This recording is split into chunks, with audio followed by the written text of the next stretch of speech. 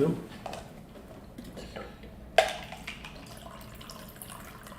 All right, today we're going to be talking about manifesting.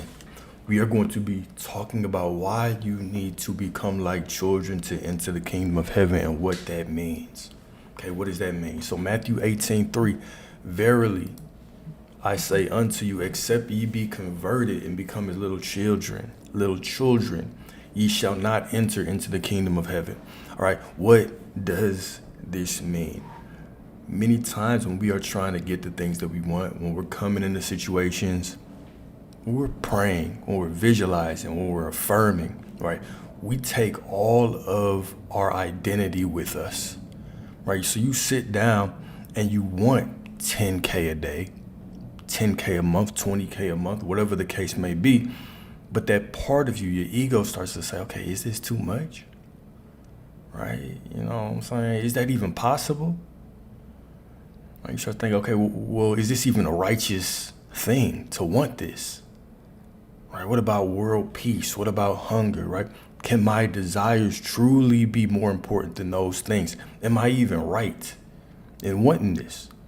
Right? And so this is what we are going to talk about today. Because when you think of a child imagining, a child doesn't bring ego into imagination. If they want to be a superhero, that's what they're going to be. Right? Y'all just had an argument. They want to play. They're going to forgive you. They're going to completely disassociate themselves with the past to live in that present moment. You can't tell your little son that he's not Superman when he puts on that cape. You can't tell him that he can't whoop some ass when he puts on that Batman costume. Right? This is how immersed they are in the experience of visualization. So there are two births that you have as a human. You have your first birth through your mother. You have the second birth where you are rebirthed into a child. You remember who you are. You remember that you are attached. You are in union. You are one with the Most High. And understanding this, you'll say, okay, well, I have to create this human ego, this construct to live life through. Because we all do. Right? When you ask someone who they are, we all have an ego that responds for us. I'm a son, I'm a mother, I'm a daughter, right? I work here. This is what I do. This is how old I am. This is where I'm from, right? Your ego has all of these attachments to it. And so when we want things, when we want to pray, we begin to sit in prayer and we bring that big clunky ass ego with us. And we sit down and we say, okay, you know what I'm saying? Let me visualize myself in this life of my dreams. I want this car but my current identity, this doesn't seem to match. This seems like a far off dream, right? And so this is why we are told, except ye be converted and become as little children, right? Even when we talked about the other scripture, I think it's John 16:24, right? Verily, verily, I say unto you, whatever you ask the Father in my name, that name being your I am awareness. Right? Think about this from the perspective of a child, right? When you want to manifest something, when you are speaking your affirmations, when you are sitting in your visualization, right? You are thinking, I want to be in this car. I want this lifestyle. This is what I want to do for my family. All right. You are bringing your I am awareness with you, but are you bringing your old identity along to the party? Right? Are you starting to bring limitations? Or are you sitting in there like a child, right? And this actually highlights, and I should have put this other verse on here. Matter of fact, I'm gonna put it on here right now, man. We got time. Because I want to talk about both of these.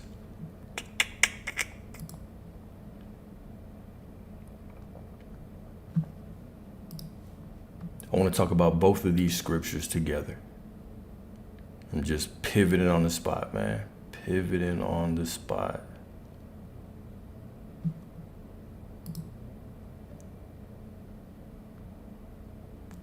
I don't even remember the verse.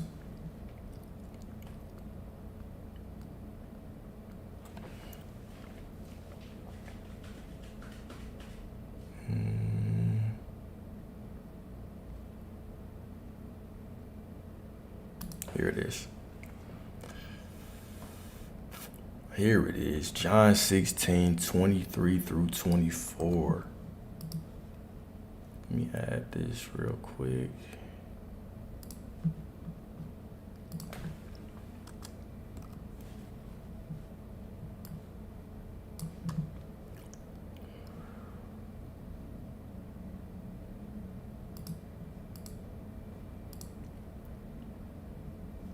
All right. Gonna talk about both of these. Little pivot, man.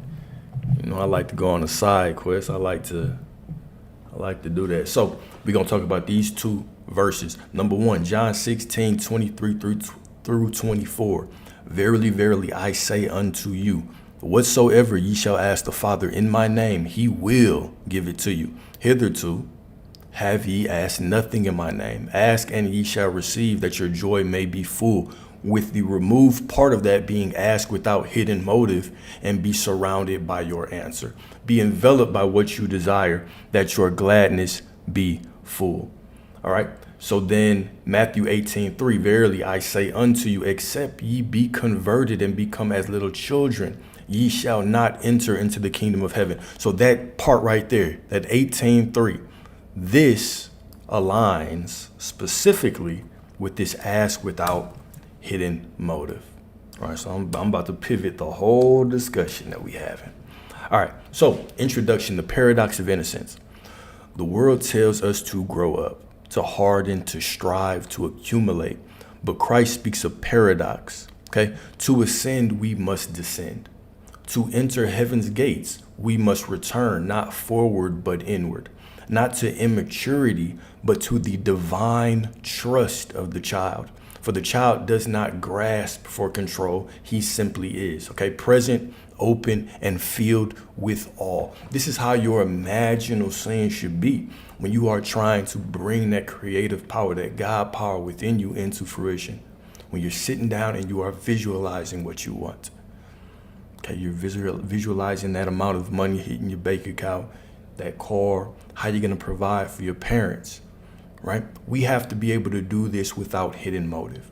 We have to be able to do this from the mindset of a child. When you think of this, okay, you become disassociated with who you are right now. You completely immerse yourself in the experience of your visualization. Okay, letting go of any thoughts of limitation, any thoughts of lack that are attached to your current life.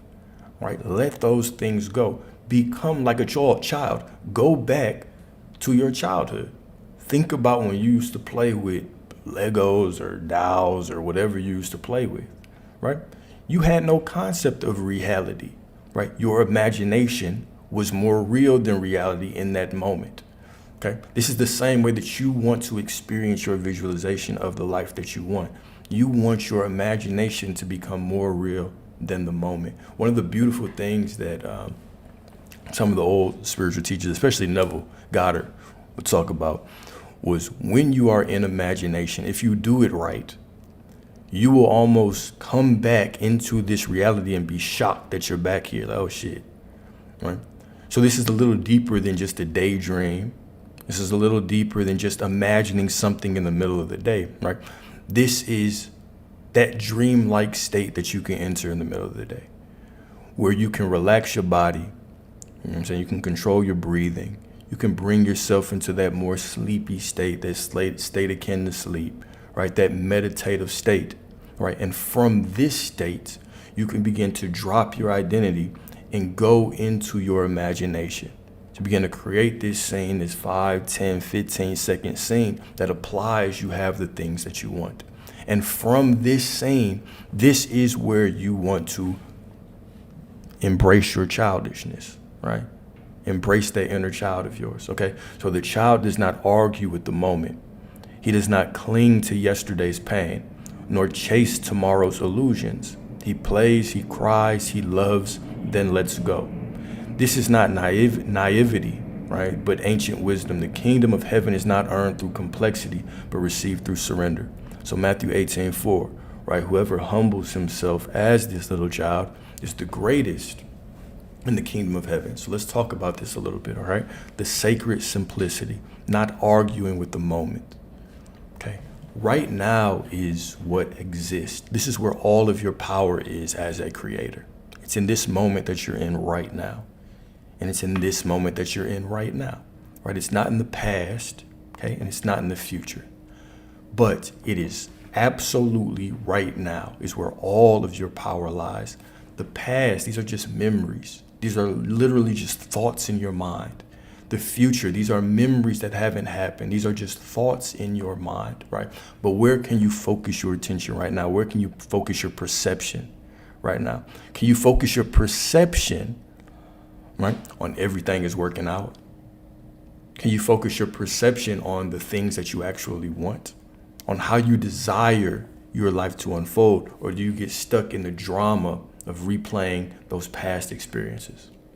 Right? Do you cling to the pain of yesterday, the pain of the previous 5 minutes, 10 minutes, the pain of the previous year? Right? Are you the type that thinks, man, yeah, okay, I can want something, I can desire, I can be optimistic right now, but I've been praying for this for a year, and why hasn't it happened yet? Right? Or do you understand that your power, that it does not, if you're thinking like that, you are living in the past. So, sorry, I had to pivot on this lecture. So let's go into this verse then. So verily, verily, I say unto you.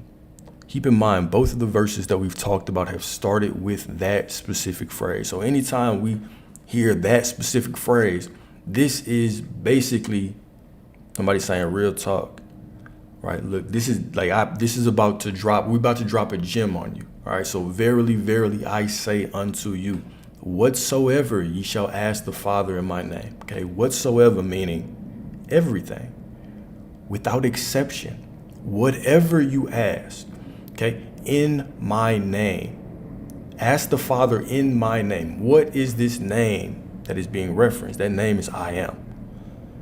Okay. Speaking from your I am awareness, right? Christ didn't come down here to ask you to worship him. Christ came down here to let you know that the kingdom of the Most High is within you, that the same Christ consciousness that was awake in Yahshua, Jesus, or several other figures throughout history can be awakened within you, right? And one of the first steps is actually climbing this ladder of self-actualization. The highest level of this self-actualization is understanding that I cannot separate God from myself. So when we talk about asking in the name of the Father, we're talking about asking in your name before you descended down here, before you became just a perspective of God. Because before this incarnation, you were in complete union with the Most High. So ask in the Father's name, ask in my name. I am prosperity. I am rich. I am whatever. All right. And this goes the same for the opposite. All right. Whatever you declare, it shall be. Whatever. So if you bless a situation that's negative, it's not working out. It shall be. If you say this is divine timing, it shall be, because the divine is within you. Right? Thou shalt decree a thing, and it shall be made unto thee. Right? Thou shalt decree a thing. What does a decree mean? This is a declaration given by a legal authority. The Most High said, you have dominion over everything. Absolute dominion. Right? If you decree something, how do you decree something? By putting it in the name of the Father, by putting it within, wrapping it within I am. See, people will say, well, you want to say I am because it's the present moment. No. Right? That's part of it, because all of your power is in this present moment. Yeah, sure. But this is because this is your name. And let's look at the other part of that. What really does that mean? Right? When the Most High showed up to Moses, right? And Moses said, who are you? And they said, look, I am that I am. God said, I am that I am. What does that mean? What does I am that I am mean? It means whatever you want it to mean. It means everything, right? This is the center. This is the circle. I mean, when we think of God, God is the circle, and the circumference, the edge of the circle is infinite. It goes out forever. And the center of the circle is everywhere. Every single person that you see, every single thing that you experience is the center of God, and God knows no boundaries. Okay? So this is the ever expanding, the infinite circle is the Most High. All right. So ask the Father in my name, in your I am awareness name. What else do we think of when we think of I am? Okay. I am. Who are you? I am. I am is you without ego. This is the childlike version of you. You just are. I'm not attached to the pain of yesterday. I'm not attached to the stress of tomorrow. Right now, I just am in this moment. I'm not attached to being a son or being a father or being a brother or whatever. I just am. So when I'm going into these imaginal states, right, when I'm trying to ask for things in the name of the Father, right, when I'm trying to ask for things and create things in my life, I go through my I am awareness. And the I am awareness implies that I cannot bring my ego with me. So when I sit in meditation, okay, when I sit in and I start doing these affirmations, I completely release all the attachments I have with me. I release those things, okay? Hitherto, right? Let's go to the next part. Hitherto have ye asked nothing. Until now, you have asked me nothing. You have asked nothing in my name up until now. What does that mean? Like, yeah, God, I've been asking you for the last week. What you mean I haven't asked you, right? This means it does not matter what you asked yesterday. It does not matter what you asked 5 seconds ago. It does not matter how you felt 5 seconds ago. All that matters is how you are being right now in this moment, because this is the only moment that matters, okay? And if you ask like this in this moment, within your I am awareness, like a child, ye shall receive that your joy may be full. Okay, this was a promise to you wrapped up in that real talk, that verily, verily. This is all wrapped up, beautifully packaged for you, right? Now, the piece that was missing, that was removed from the text, right, is ask without hidden motive and be surrounded by your answer.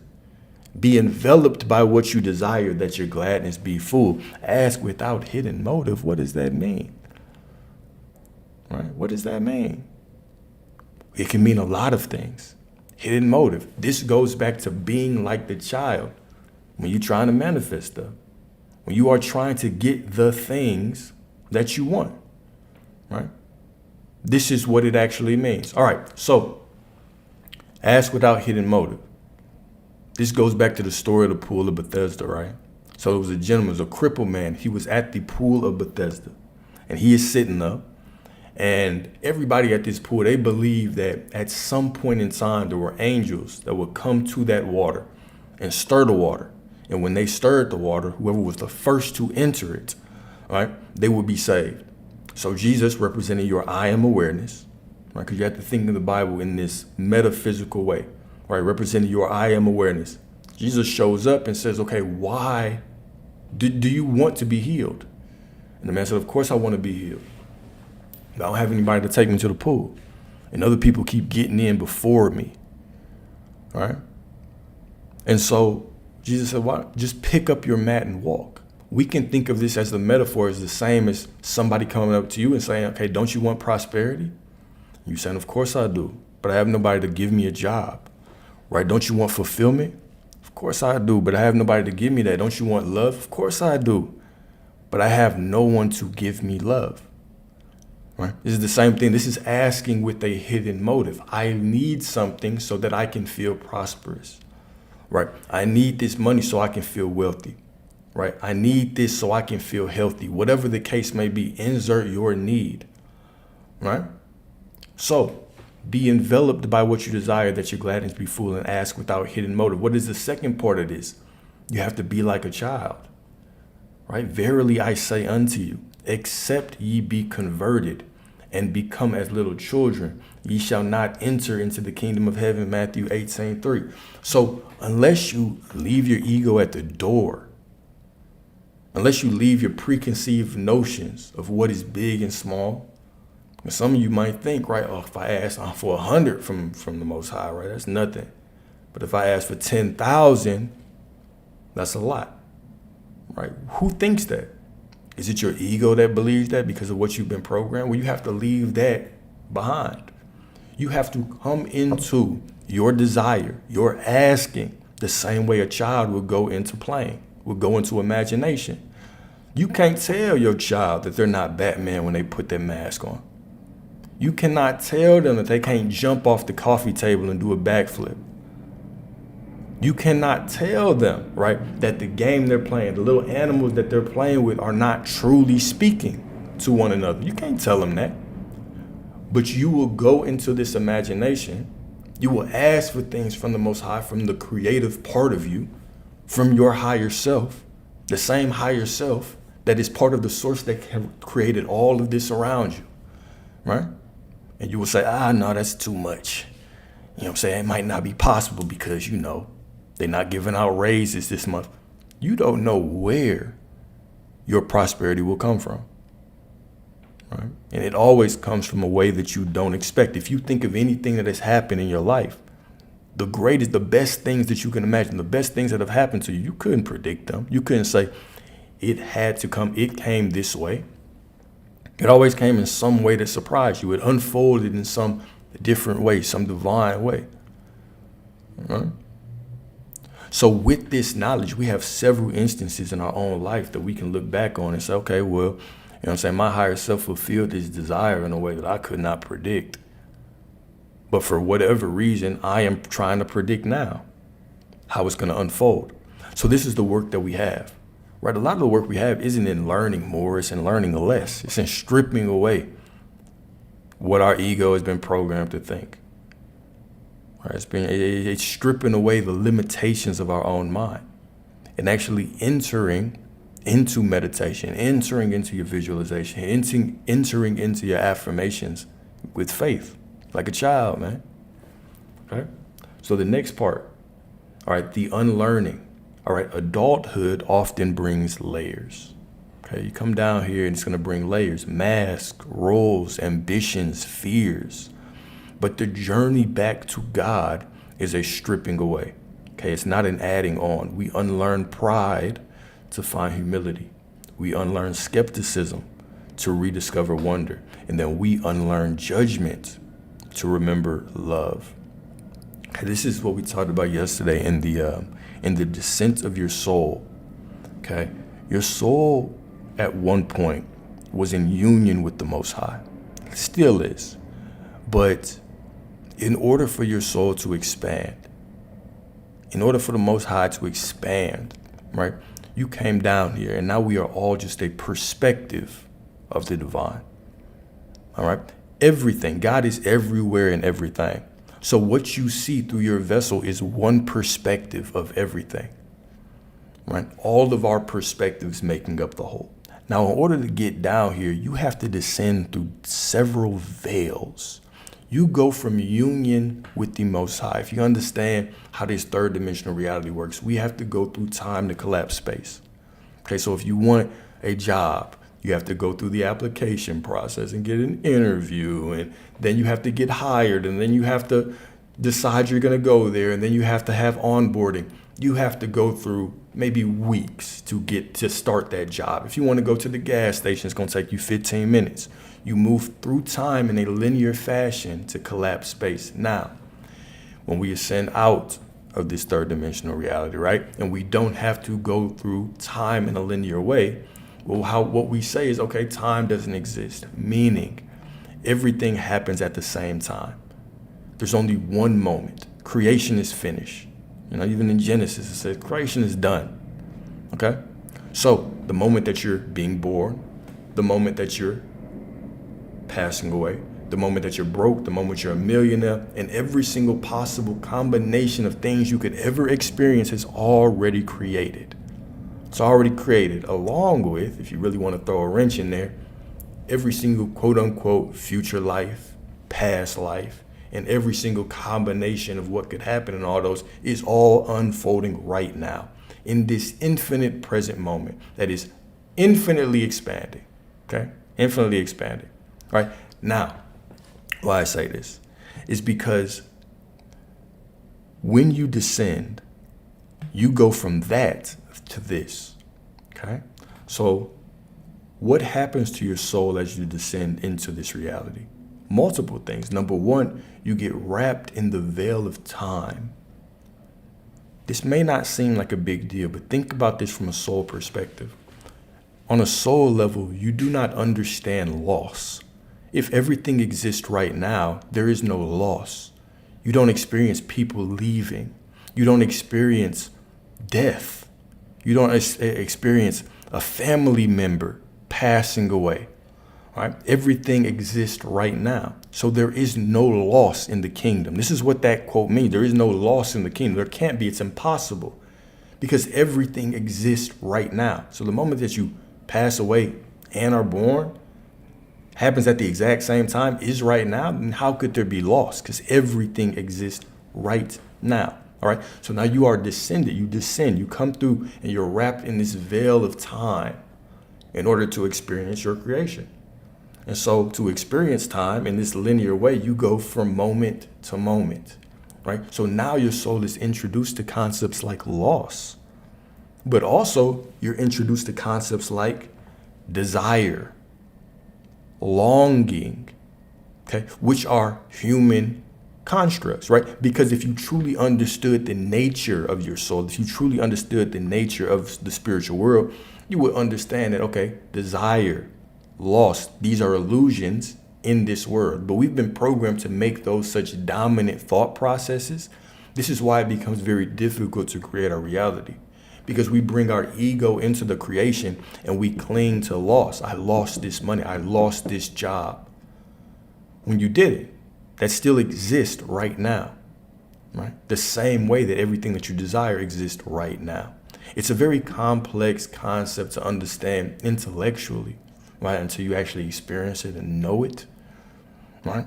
But this helps you understand why you have to be like a child. You have to set aside your concept, your thought of how time works, right? You have to go back to a soul level. You have to forget a lot of the programming. I say, okay, well, at this moment, the loss that I experience exists, but also the things that I desire exist simultaneously, right now. They have never lost. They were never lost, right? So if I can release my thoughts of how time works, if I can release my thoughts about how the world is unfolding around me, and I can specifically just look at the things that I desire the way that a child would, without bringing my biases, without bringing how I think it should unfold, without bringing, how I might be limited because my job doesn't pay enough, how I'm a mother, so I might not have time to do all this. I'm a father, so I got to worry about all these things. These are constructs of the ego. And the moment that we can start to release some of these thoughts, right, and we can truly enter into that childlike part of us in our visualizations, in our meditations, in our affirmations. Now, as it says right here, whoever humbles himself as this little child is the greatest in the kingdom of heaven. We're not talking about rank. We're not talking about ranking you, whoever is the closest to a child. We're talking about you're the greatest in the kingdom of heaven in your own life, right? You ascend to the point of being closer to your higher self, to actually attracting and pulling in the desires that you want, right? It's not favoritism. The Most High knows no favorites. Universal law knows no favorites, right? You get what you are. As within, so without, right? So when you can detach yourself from these constructs, and you can be like a child and step into the things that you want with certainty, with clarity, right? Having fun doing it, your visualization should be a fun experience. This is a time for you to truly get rid of this ego, all right? Let me sit in my visualization. Let me imagine the things that I want, and let me release all of these things, all of these definitions that I think, all these things that I think define me. Let me put it like that. Let me release all these things that I believe define me. All right. For these next 15 minutes, for these next 30 minutes, right? I'm not going to worry about the bills. I'm not going to worry about, what I have to do tomorrow, the emails I have to respond to. Right? Set you an alarm if you have to. And do the work of releasing some of these descriptions of yourself. Okay. This is how you truly become a magnet for the things that you want. It's when you step into your divine power. Most of us, we try to cloud our divine power and suppress it by trying to bring in our personality. This is what even, Dr. Joe Dispenza talks about this when he says, in order to get what you want, you have to become nobody, no thing, right? This isn't, it's a mystical way of putting it, right? But you just have to release who you think you are. You have to release some of these preconceived notions. You think 100K is too big because you've never made that before. right? Release that to the Most High. The Most High is in control of all the money, right? Surely there is enough prosperity for you, right? So it's our limitations that hold us back. And our limitations are tied to our personality because that's how we've been programmed. You've been programmed since a child, right? To no one's fault, really. Right? Your parents started programming you as soon as you got down here. This is how you have to think. This is how you have to be a productive member of society. Then the school started programming you. Right? Your job even programs you to seek their validation. Right? Your job title means this. This is your performance review. This is all the things. You've been programmed for the last 20, 30 years.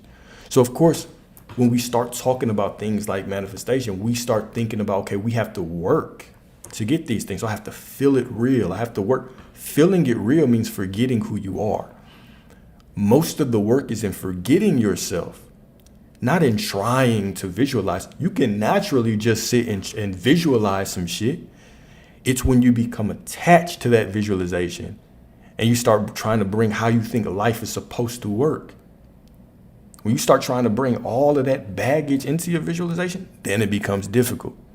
Then you sit there and you're like, damn, bro, I got bills due. I got this notice on the door, right? All right, well, shit, let me visualize something. Well, it has to come by this day. And, it's going to have to come this way because I only work this job. And you don't know how that money could come. You don't know if somebody owes you something. You don't know if you got a distant relative that's going to bring you something. You don't know if some company owes you money or owes your grandfather money and he passed, so they got to pass it on to you. You don't know how these things work. You don't know how prosperity can flow to you. So we have to drop we just have to drop our perspectives. We have to drop our perspectives of how reality works. Be like that child, man, when they put on a little Batman mask and they run around trying to punch you in the leg. All right?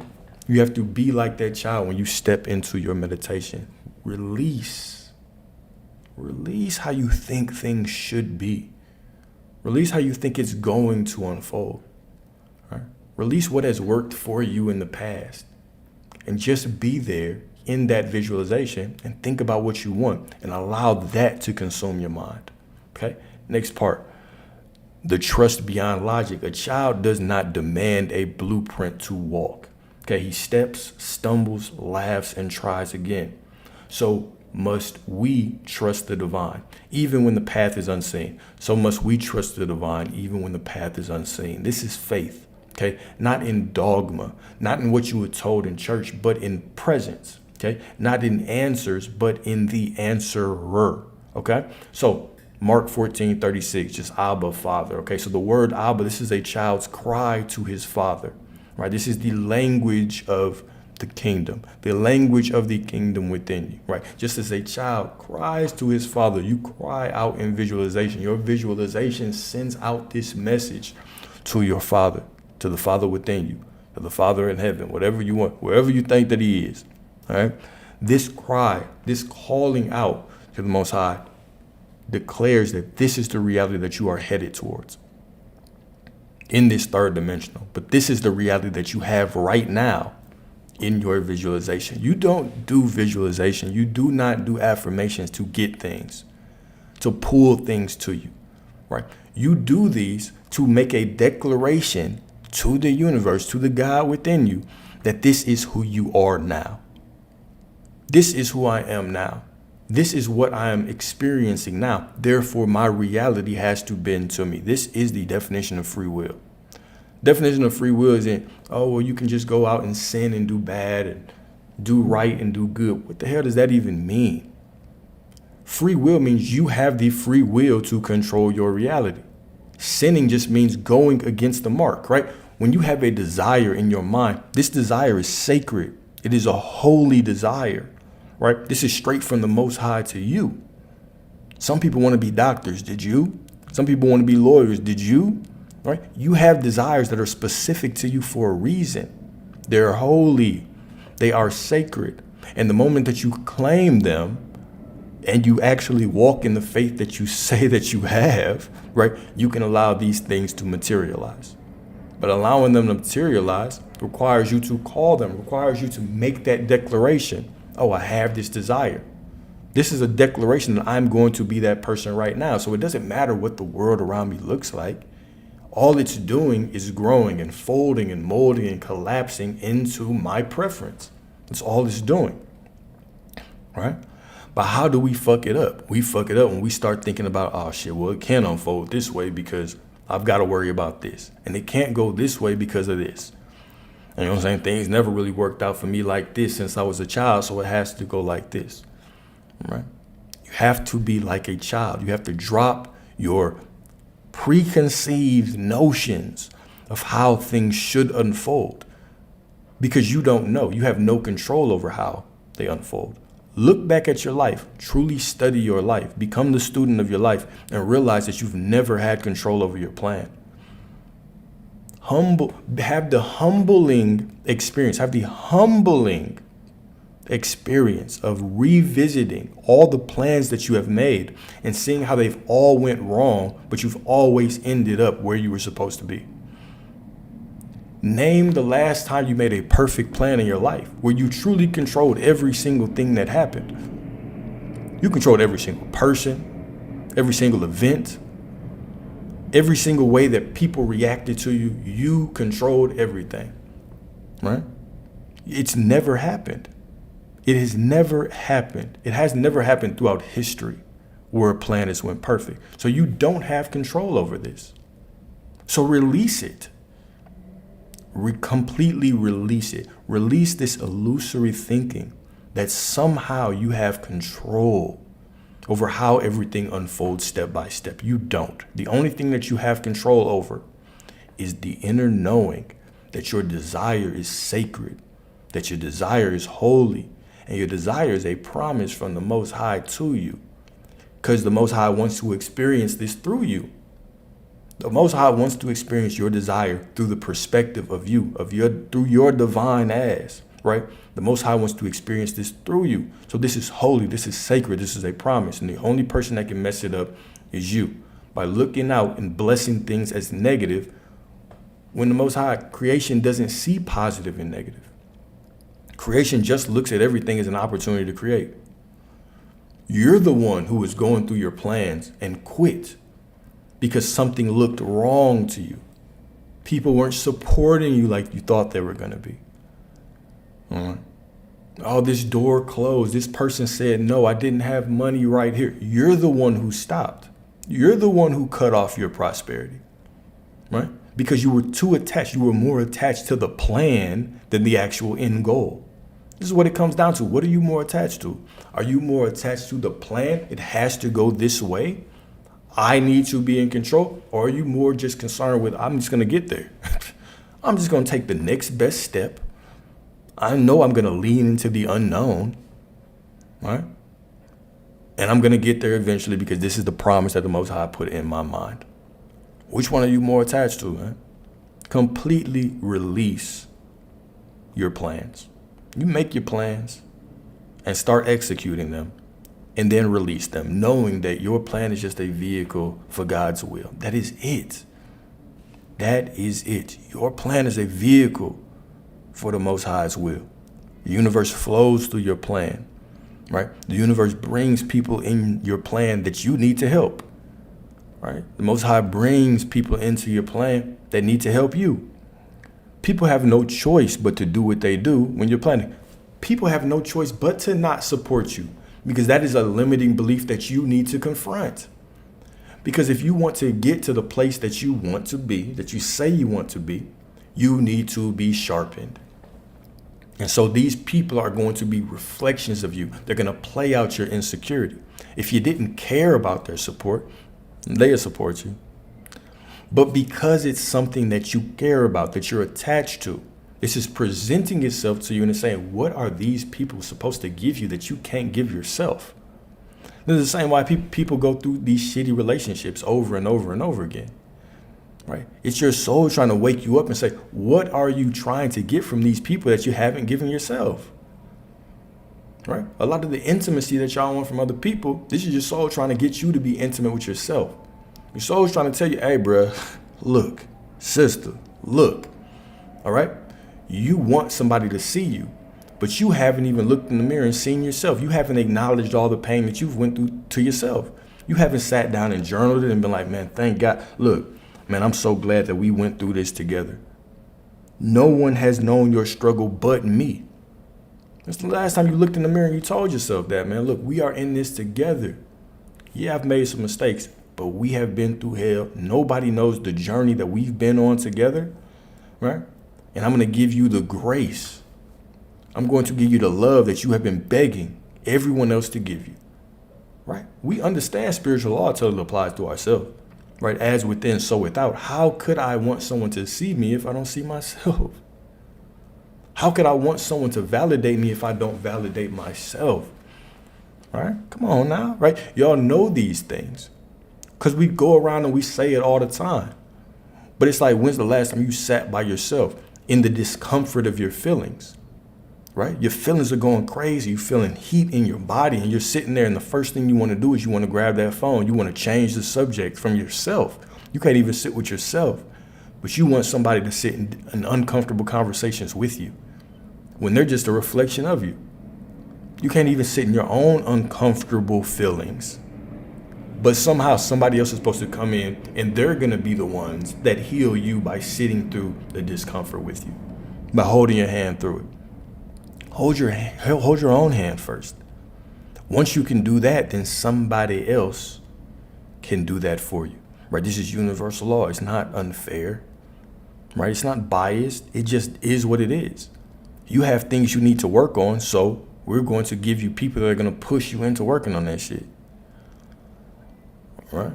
You need that external validation. So I'm going to put somebody in your life that's going to give it to you for a little bit. They're going to pull it away. So you can actually sit down by yourself and learn how to validate yourself. But what do most people do? Instead of doing that, they jump from person to person, situation to situation. And then the same cry, the same thing. Everybody says the same shit. Men these days, this generation, all men are the same. These women ain't shit, right? The same shit. Everybody says the same shit. Why do y'all say that, right? Because everybody has to be the same because you won't change. They have no choice but to be the same because you won't change. If you constantly find yourself attracting the same people into your life, like I always say, bro, you should look at it as a synchronicity. The same way that you see a 333, an 888, a 222, a 111, and you're quick to call that shit out. Call out this. You've been picking the same type of people. The same type of people been attracted into your life. Yet you constantly walk away from these situations thinking, oh, it's just them. I've got to start picking better people. If the only lesson that you're getting is I have to start picking better people, guess what? It's going to be a long journey for you, right? You still got a ways to go, right? The universe works in synchronicities, works in patterns. Your life works in pattern. Your life is a big pattern, right? You constantly look at your bank account. It's going to give you feedback on your beliefs about money, right? You constantly look at your relationships. They're going to give you feedback, right, on your beliefs about relationship, on the inner work that you need to do, right? You constantly look at all these things, your relationship with your parents, patterns, relationship with friends, patterns, relationships with significant others, patterns. It's all synchronicities. This is no different than seeing the numbers all the time, right? You can't wait to see them 333s, right? But the same type of cheating man that you keep choosing, right?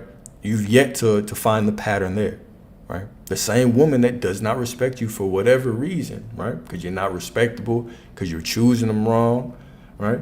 Whatever the case may be, that is your synchronicity right there. That is where your work starts. That is where your ascension starts. That is where the soul expansion starts. And this is a divine thing. This is a divine thing, right? God is always speaking to you. And if we don't hear him, it's not because he's not talking. Most High never moves away. Most High is always sitting there watching your life, watching you. Your higher self is always operating, always giving you what you need. Right? If we can't see it, that's on us. That is on us. Oh, I think that might be a good question. Well, okay. What about when when past people and relationships try to come back in your life. Past women.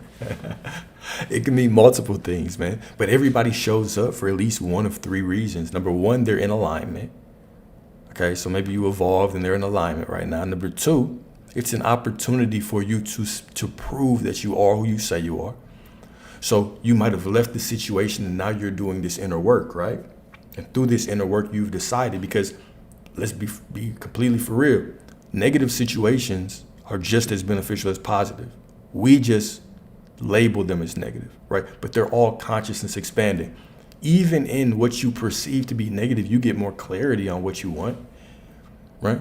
This is when we typically learn our best lessons. Most people don't really grow when everything's going well, right? Even when you have conflict with a partner, this is just a stepping stone to intimacy, right? We've been taught like, oh, we gotta, I don't want to be fighting. It should be easy. This is a lie, right? You want conflict. You want to get better at handling it with that person, but conflict leads to intimacy. Conflict leads to vulnerability.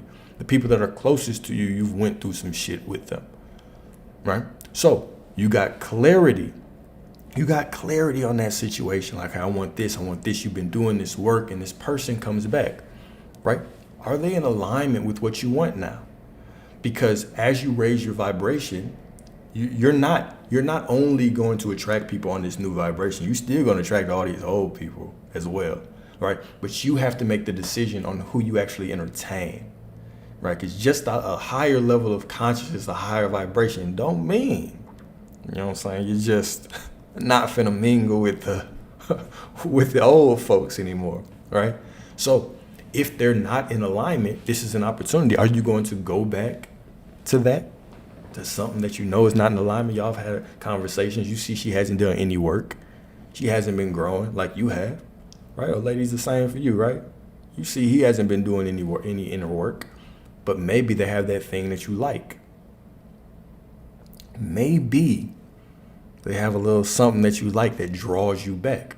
Okay, is that enough for you to throw away what you want long term?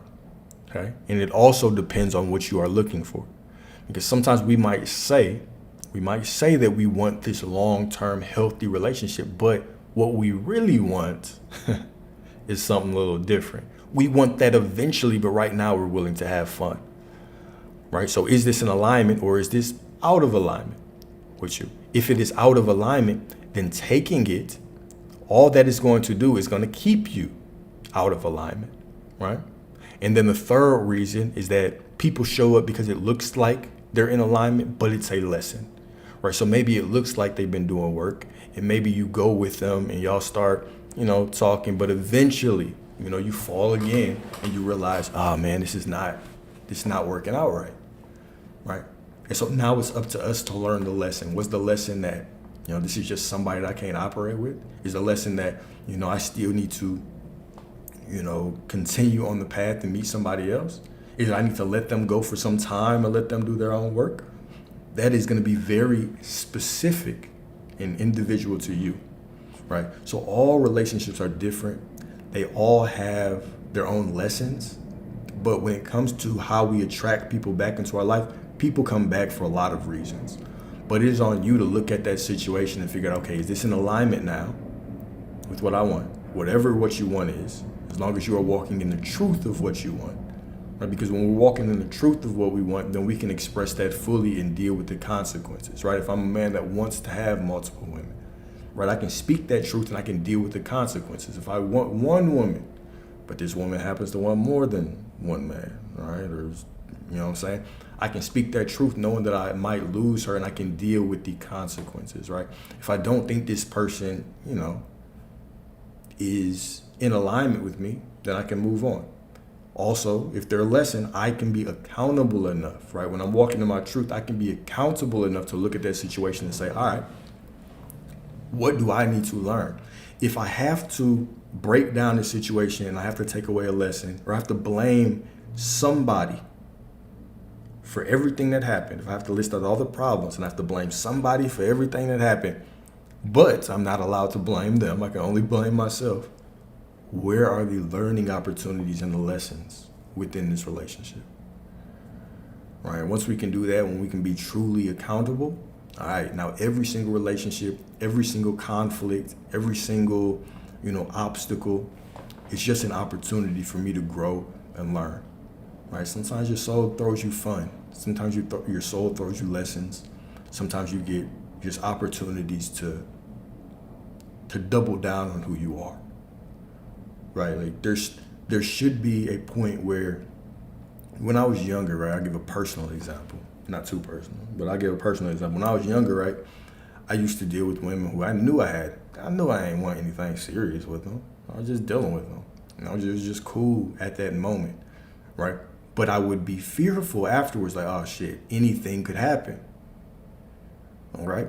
And so if I had stayed in that same mind state, the same mind frame, right, the lesson would have had to get more and more harsh until I learned it in a different way. You either get something that you can't get rid of, right? You have a child that you don't, you don't want, right? So many things can happen. She could just, pull you into a bad situation, whatever. It could be even a legally bad situation, right? So eventually, if we don't learn the lessons, then the lessons get tougher and tougher and tougher and tougher, right? And this is how most people end up, going through their life. But the quicker that we can learn our lessons, the better equipped we are to move forward, right? So now I'm a lot more bougie with my energy, with my sexual energy, right? I'm very, very, very, very picky, very, very particular with it because we've had close calls, right?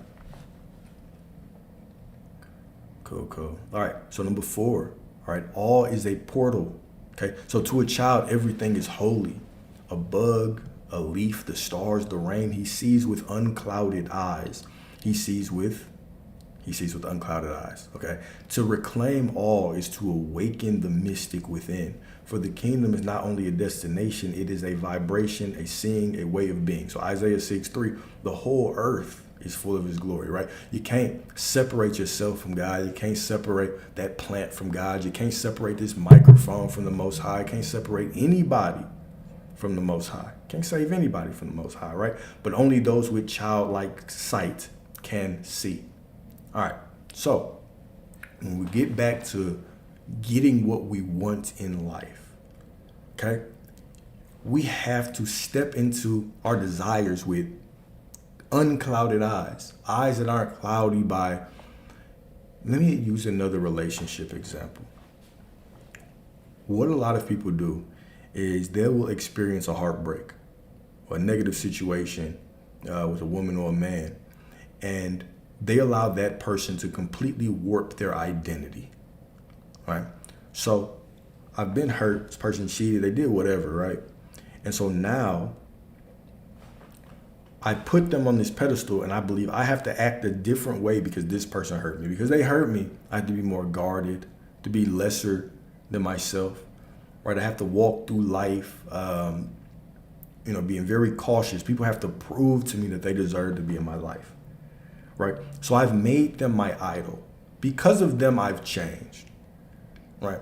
Because of this person, I've put this person on such a pedestal in my life that now I have to move differently, right? And so when we do that, we forget that God is within us. You forget that you are the actual center of your universe, right? You forget that everyone else is just kind of revolving around you, right? And so when we put ourselves in a position like this and we forget who we are, right, and we make somebody else the idol, we completely detach ourselves from our God power. Because God wouldn't walk around half-assed. God wouldn't walk around bitter and being more guarded. The Most High will understand that everything is a lesson. Everything's trying to teach me something and push me into a more divine version of myself, right? So I have to take this perspective and I have to apply it to my life. Right? And then when I get in visualization, this can be even more dangerous when I'm trying to manifest things, when you're trying to pray for things, right? It's because you sit in your prayer, you sit in your manifestation, and you're thinking, well, I want this good love, and I'm trying to imagine this good love and say that I'm worthy, but truly I'm thinking about this person that hurt me. And so I'm bringing that baggage into my prayer. And I'm like, please, I pray for somebody that's gonna be so good that they make me forget about the past. Hold up, what you mean? Make you forget about the past, right? I want somebody that, because I've been hurt, they have to treat me this kind of way. Why are they held accountable for your healing, right? Why would we talk about, the Most High God being this good God? Why would God, if you're not willing to work on yourself and become a whole unguarded person, why would the Most High send you this great person so you could hurt them and make them jump through hoops for you? Why would the Most High do that?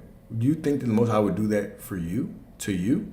You've been doing all this work and you've dealt with a lot of things that have going on and you've unlearned a lot of this programming. You're ready to show up fully. And so as you show up fully, you meet someone who shows up a little half-ass. And they say, no, this is what you have to do. Because we tend to be hypocrites when it comes to this, right? People will sit there and they'll tell you their, attachment styles or whatever, anxious and avoidant, dismissive and all that. They'll tell you this and they'll tell you things that they've went through and they wear it as if it's an identity. Like, oh, this person did this to me. And so that's why I am this way. And so I need you to be this way and be performative around this new personality that this other person created. I don't even know them. Right? Why are you holding other people accountable for your own healing?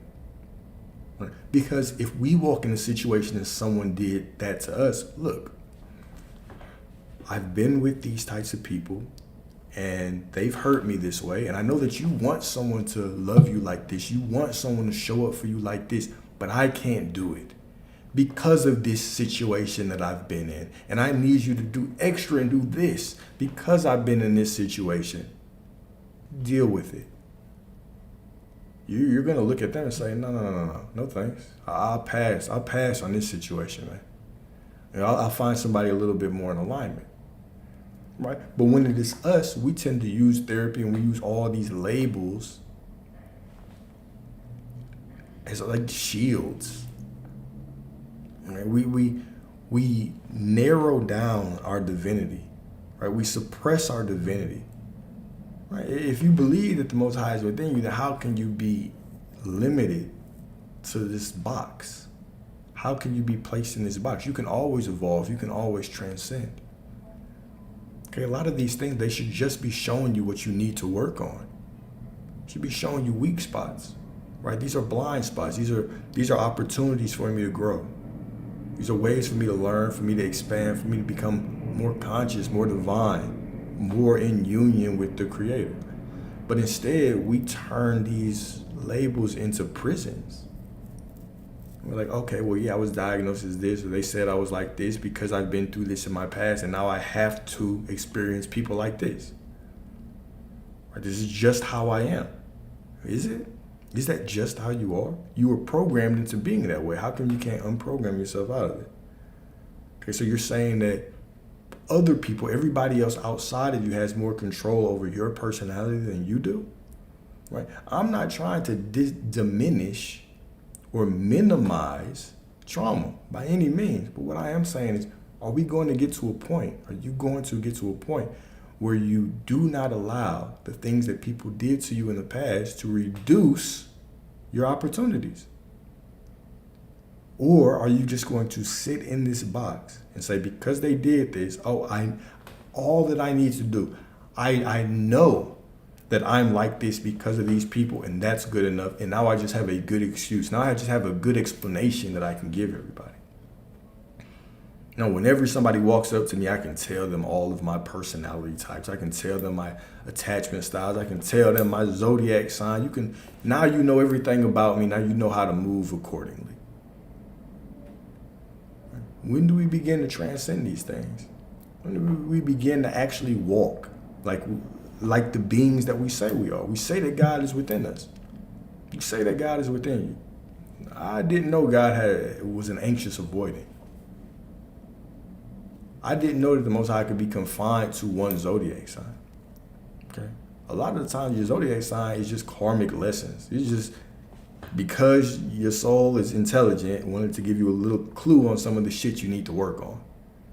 So it allows you to be born around a certain time, around a certain day. It gave you numerology. It gave you all these patterns because the universe speaks to you in patterns. It speaks to you in numbers and symbols and energy and vibration and all that, right? So the universe is giving you signs. Your soul is giving you signs of things to work on. Your soul didn't mean for you to be like, oh yeah, this is who I am, so I have to be like this. This is why you keep attracting lessons. You keep attracting the same people, and their only purpose in your life is to force you to expand. It's to help you expand. Okay? But if the only thing that you take away from it is, oh, well, I'm like this now. I just can't deal, because I'm this, because I'm a Scorpio, I just can't deal with Capricorns or Sagittarius anymore. Well, you're missing the point. You're missing the point completely. You could be with whoever. Your divine counterpart could be whoever. And you can transcend whatever label a man can put on you. We allow a lot of these things to become like voodoo doctors in our life, right? Like witch doctors in our life. The same way that, a doctor might tell you have this amount of time to live. Right? Some people can completely bypass that. Some people just fold. It's the same way that we tend to fold or transcend the labels that our therapists give to us. Right? But that was kind of a side quest. All right, so forgiveness as flow. Children forgive without brooding. One moment they fight, the next they are friends. They do not carry the poison of resentment. They live in the present, not in the prison of past wounds. The child shows us that forgiveness is not weakness, all right? It is returning to flow. Sanaya, what's up? All right? And then the courage to wonder again. Okay, so to become like a child is not regression. It is rebellion against a cynical world. It takes courage to feel deeply, to ask big questions with no fear of being small, to kneel not in defeat, but in devotion. This comes back to asking for what you want, right? This comes back to utilizing your divine God power, right? Be like the child, right? I cannot bring the pain of yesterday into my prayers. I cannot bring fear into my prayers. I cannot bring the programming of the ego. Here, you want prosperity, then envision prosperity. Release how you believe it's supposed to flow to you. Release your limitations thinking it can only be this much. Is this too much? You have that desire for a reason. That desire is sacred. It is holy. Do not allow what the world has taught you over the last 20, 30 years to limit the prosperity that the Most High can give to you. Right? The soul's rebirth. The mystics say we are born twice, once from our mother and once from within. The second birth comes when we awaken to spirit, when we shed the heavy cloaks of ego and return to the purity that always was. Okay, John 3:3, unless one is born again, he cannot see the kingdom of God. But what is this rebirth if not becoming as a child? All right. So, unless one is born again, he cannot see the kingdom of God. So everything that we've talked about scripturally has went back to ask without hidden motive, has went back to whatever you get, you can receive. But you got to be like a child. Right? So what does that mean? Over and over again, right? It means we have to release how we think things should be. We have to release our limitations, the program limitations, okay? We have to stop thinking in terms of this world and realize that what we are actually seeing when we look out is only 0.1% of reality. It's less than 0.1% of reality, right? The atom is 99.99% empty space, intelligence, information, energy, right? It's only 0.1% matter. So what you see in this external world is only 0.1%. Lean on the 99%. Okay? Lean on that God power within you, that God power that flows through everything. Right? Allow yourself to be consumed by your visualization, by your imagination, by the desires that the Most High places in your heart and your mind. Right? Who cares? Right? What people say is possible. Right? You're not here just to conform to what everybody else says is possible. And we have to think about this for multiple areas of our life, multiple dimensions, right? The same way that I cannot limit how my prosperity shows up. If I want 10K a day, right? You can't afford to think, well, shit, that might be too much. Right? I don't even know how that's going to happen. It doesn't matter how you think it's going to happen. There's people out there that are doing it. You can do it too. Right? We have to release these old ways of thinking, what everybody else tells us. Right? The therapist tells you that you're this type of person. You have to deal with conflict like this, man. Release that. You don't have to deal with conflict like that. You can always transcend. You can always be better. Right? So I'm a Scorpio. The zodiac says that I'm controlling and jealous. I can release and transcend those things because I don't want to be in a relationship where those tend to be prime. I don't want to be a slave to those traits, to those character traits, man.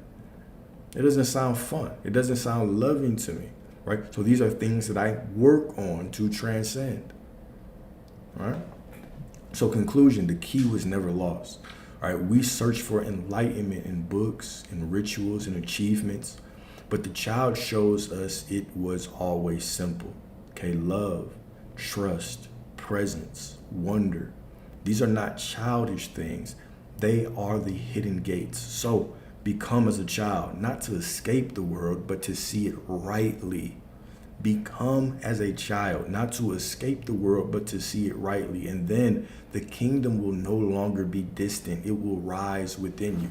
We spend so much time focusing on the wrong part of our visualizations, right? Most of us spend time trying to focus on making it feel real, forcing ourselves to see something as we want it to be, when most of the work should be in releasing our attachment to how we think things should be, how we believe it should unfold. That is where the work is. The work is in releasing, right?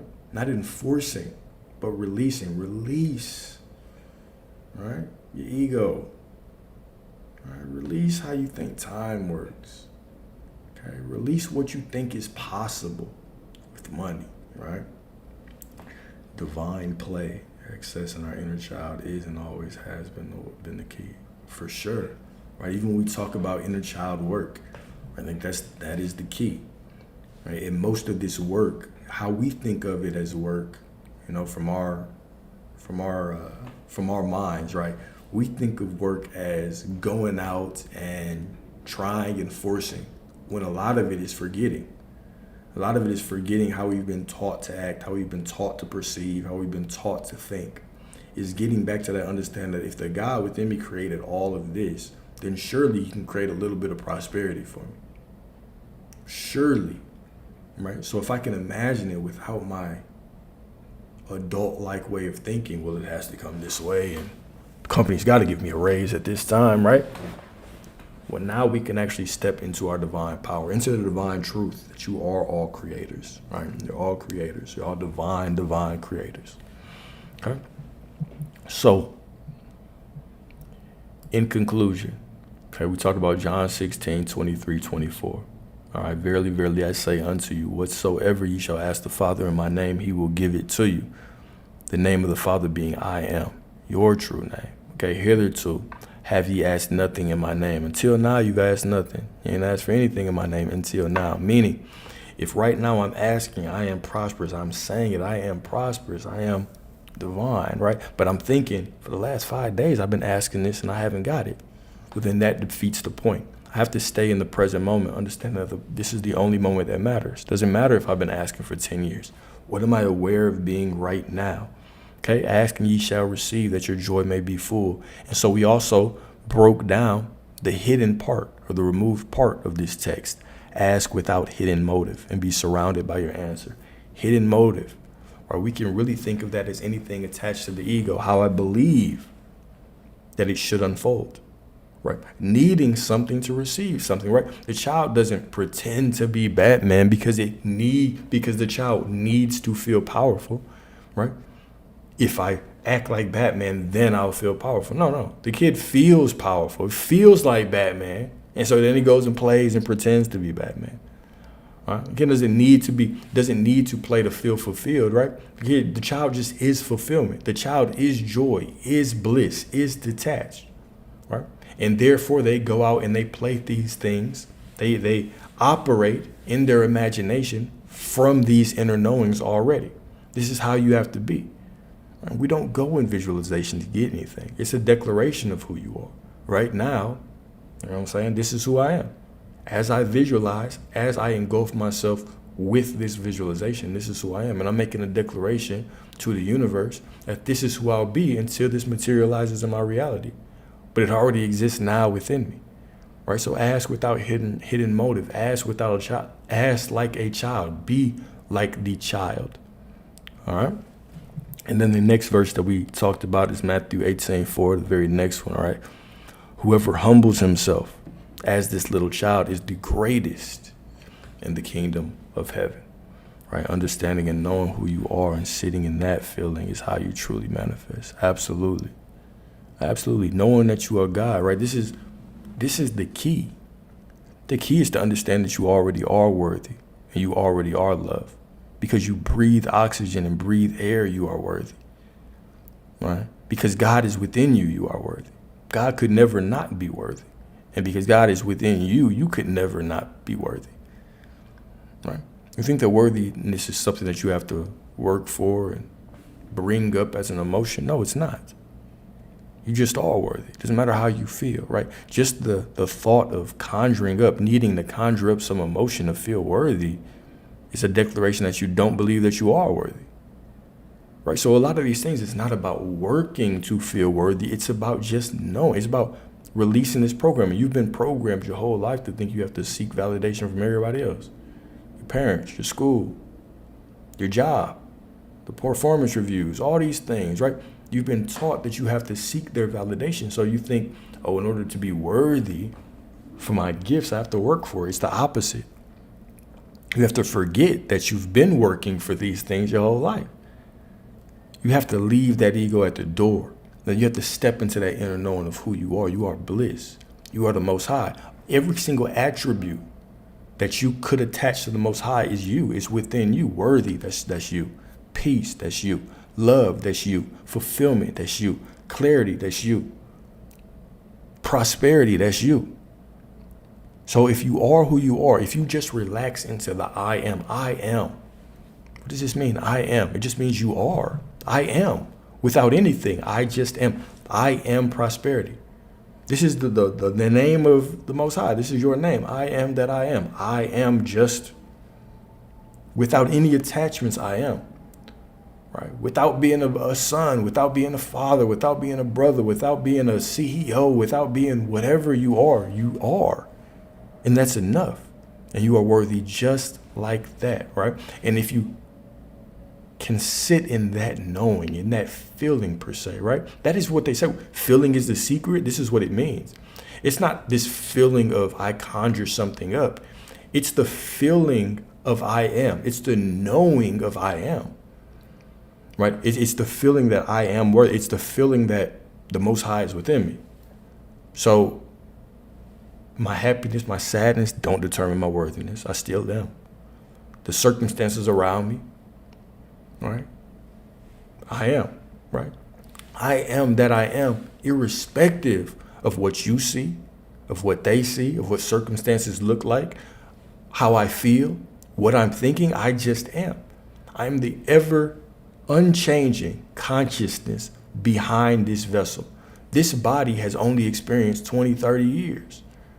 Your soul has experienced countless lifetimes, countless incarnations.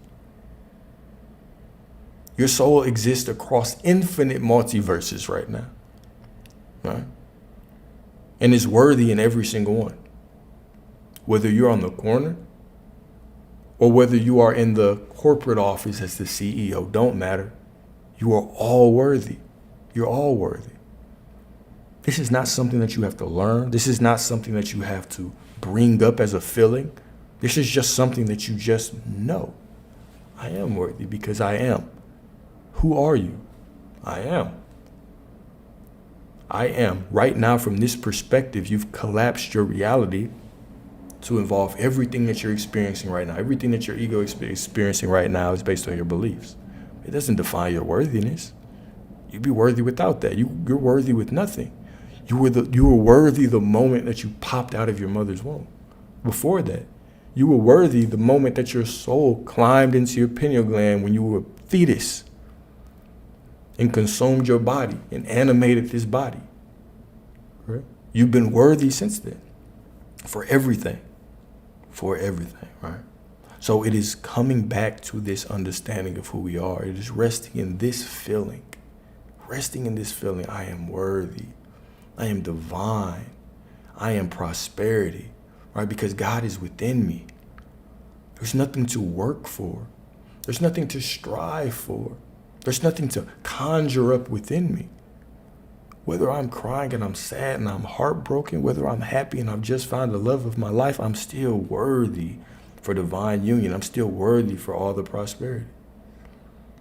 Right? Whether I'm on my last dollar and I'm struggling to pay the bills, whether I just had an influx of money, I am still worthy of prosperity. I am worthy of prosperity. You are worthy of love. You are worthy of prosperity. All these things you are worthy of, man. God is within you. You cannot separate you from God. You cannot separate it. God is everything and everywhere. Everything and everywhere. So how can that not include you? How could that not include you? Right? The Most High is always just waiting on your faith to activate in your life. Right? But even without that faith, the Most High is just watching you, loving you unconditionally. Right? But the moment that you begin to step into this inner knowing of who you are, right, which I believe truly is the highest level of self-actualization, it's coming back to the inner knowing that I cannot separate myself from God. God is within me. I cannot separate myself from God. I cannot separate you from God. So every single person that I've experienced is God speaking to me.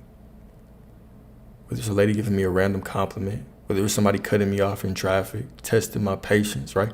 Whether it's the woman that cheated on me, right? Whether it's the goddess that broke my heart.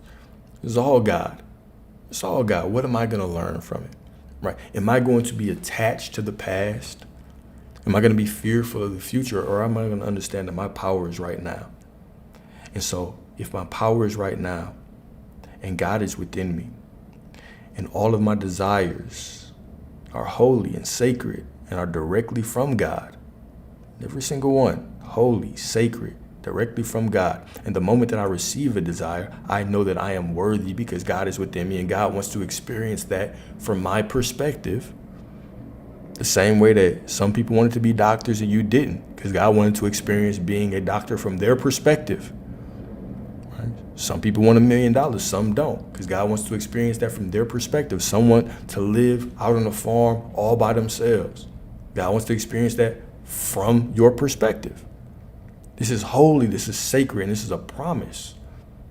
And if I can lean into this, if I can really understand, really know, really lean into, I am worthy, I am divine, I am the Most High. Right? God flows through me. God touches everything that I do. Now I can truly enjoy the game of life. Every single person that shows up is just a lesson. It's just a test or a lesson. Or they're in perfect alignment. Every single situation that shows up is going to be perfect for me. It is going to be an opportunity for me to show who I really am. Right? It's not an alignment, so I'm going to turn it away. Right? Which also still means it's perfect for me, or it's a lesson. This person breaks my heart. Doesn't make them any less God. What would God, if this was God, what would God be trying to tell me with this situation? Surely, the only lesson God's trying to tell me is not all women ain't shit or all men ain't shit. Surely there's something deeper. Right? So when we start to shift our perspective and shift our awareness, right, and understand who we are, now life becomes the divine game that your soul wants it to be. Right? You descend downhill. Right? You come from union with God, and your whole life you are searching to get back to God. This is why you pick the people that you pick, right? Because you want them to see the God in you, and you want to see the God within them. That's why you pick your careers, right? Because you want to study God. I don't care if you're studying physics, how God works. You're studying tech, AI, neural networks, right? How God works. Whatever you're studying, right? Different religions. You're trying to understand God. right? Different, philosophies. You're trying to understand God, how this world works, right? How to handle yourself. You're studying art. You're doing art. You're trying to understand the creative God expression within you. Right? We're always searching for God. Right? We're always searching for God. I'm going to end it right there, though, because I kind of forgot where I was going. But so if y'all have any questions, let's talk about it. I still got some time today, man. The market was a quick snipe today.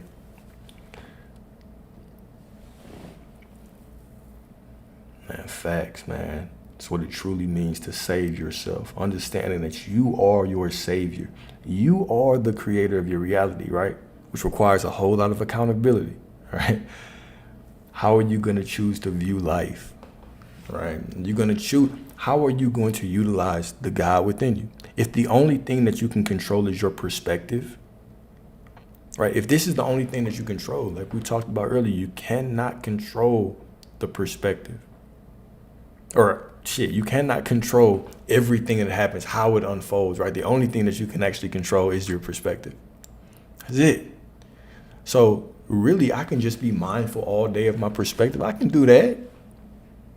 The situation don't look ideal, but the God within me is perfect. Therefore, the situation must be unfolding perfectly. Right? This is my mantra. Please steal it if you want, right? But I say that mantra all the time. All the time. Right? I only say the situation doesn't look ideal because I do that to soothe myself, right? Because I don't believe in suppressing any situation. I don't believe in suppressing anything that I see, right? Because creation is done, right? Things that you suppress tend to show up more. So I accept it for how it is. And then I use my God-given right, right? Because God gives you dominion. God says, if you decree a thing, it shall be. Whatever you ask for, it shall happen, right? So there's nothing to suppress. There's nothing to run away from. I accept how life is, where I am right now, and then I choose where I want to go. And I utilize my perception to understand, to know that life is headed that way, right? Life is headed that way with absolute certainty. That's the promise that the Most High makes, right? So we talk about all these scriptures over and over and over again, right? And we don't even got to go in the Bible. We can go all across, different religious texts, different spiritual texts, right? The same recurring theme over and over again. And yes. I post all the lives. So the lives, I only do TikTok without the document because I always get restricted whenever I use my software. But everything is on YouTube. My YouTube is the link in the bio of all my social medias. Y'all can check that out if you want. But I don't delete anything. I don't edit anything. I just post all the lives one after another on YouTube.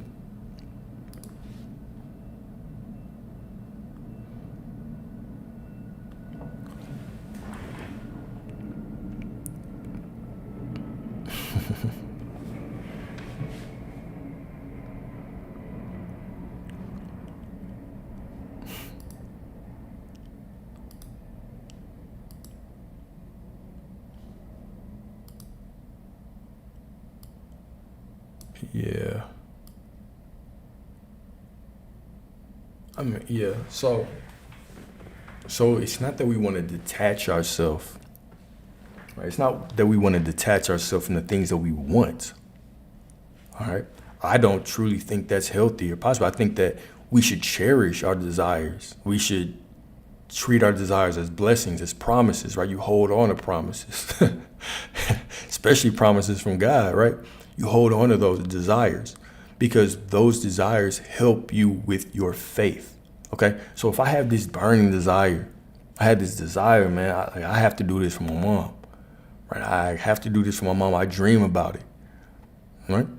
Now, holding on to that desire is healthy because this actually allows me to walk through that valley of the shadow of death, right? And fear no evil, right? Because I understand that because I have this desire, God has given me this promise. God has put this fire within me, right? And now I know that I'm going to go through situations. I'm not going to understand how life is unfolding, but that's not my job.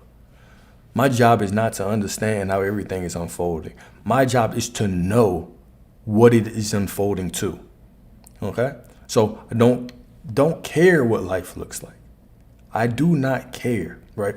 All I care about is this promise that I have received.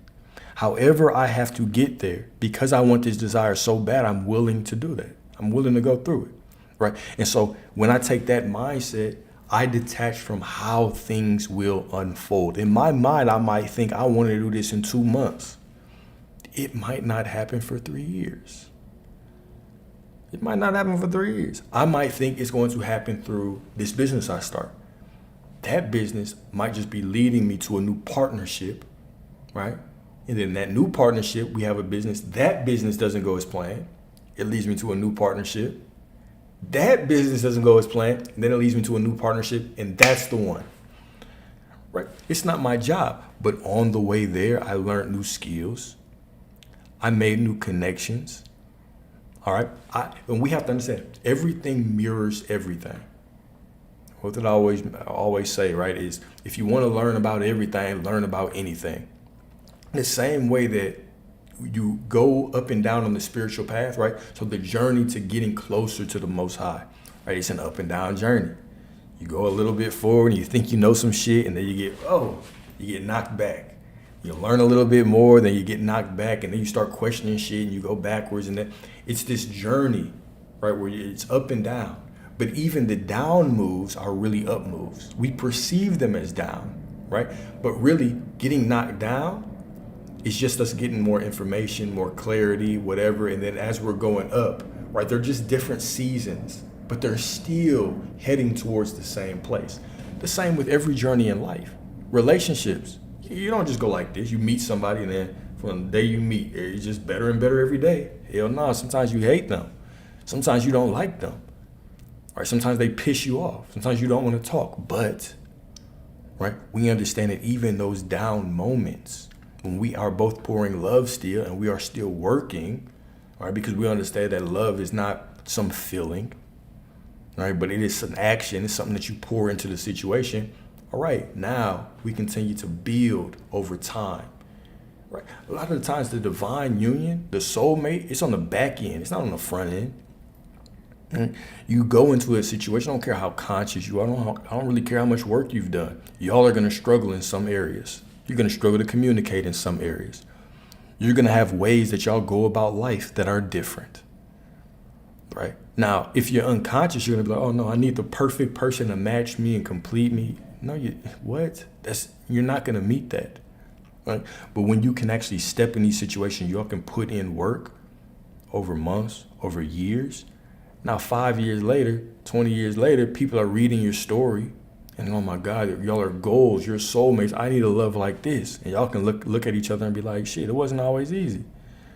I think one of the people that's in the media a lot right now is Ryan Coogler, right? A melanated director. Right? He did Black Panther, but he just came out with that movie Sinners. Right? And one of the stories that have been going crazy about him is how his wife bought him his first piece of editing software for like $300. Right? Now, we may look at that from the outside and be like, oh my God, that's goals. And I'll look at where they are. How many, do you think that shit has been peaches and cream and rainbows and butterflies this whole time, man? Right? We see what we see on the outside, right? And with humans, it's our natural desire to want to we like to worship things. Human beings are a species that love to worship. We love to think someone's coming to save us. We love to think that it's just something to look up to. But the truth is that the heaven that we desire is in the work that we're willing to do, in everything. If you're willing to put in work into your relationship, you can create whatever, right? The situation that you see from the outside, it might not even work for you. Right? But if you put in work with someone else, you could get to a point where you don't even look at these other things. You don't even look at these other people because what you have built is a heaven in your reality. And we all, this is what I'm saying, man. You all have different desires. take a step back and really think about this, right? Some people want to be doctors, some want to be nurses, some want to live on farms, some want to live in high rises, right? We all have different desires. You have different desires of how you want a relationship to unfold, right? And your desires change. So as you're in these different situations and y'all are working, your desires get better or they get more expanded, right? And then y'all work on building that together.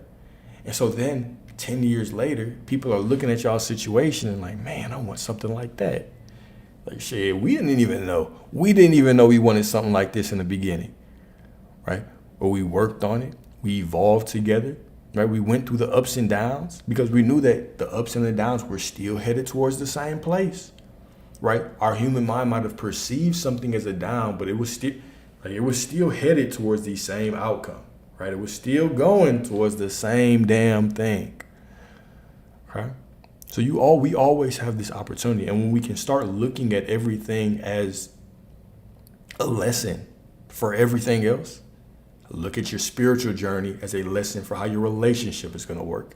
Have you always had this divine trust and faith in the Most High, Alex? Hell no. Of course not, right? I tested, right? And tried and did a whole bunch of things, right? I think anybody can attest to that.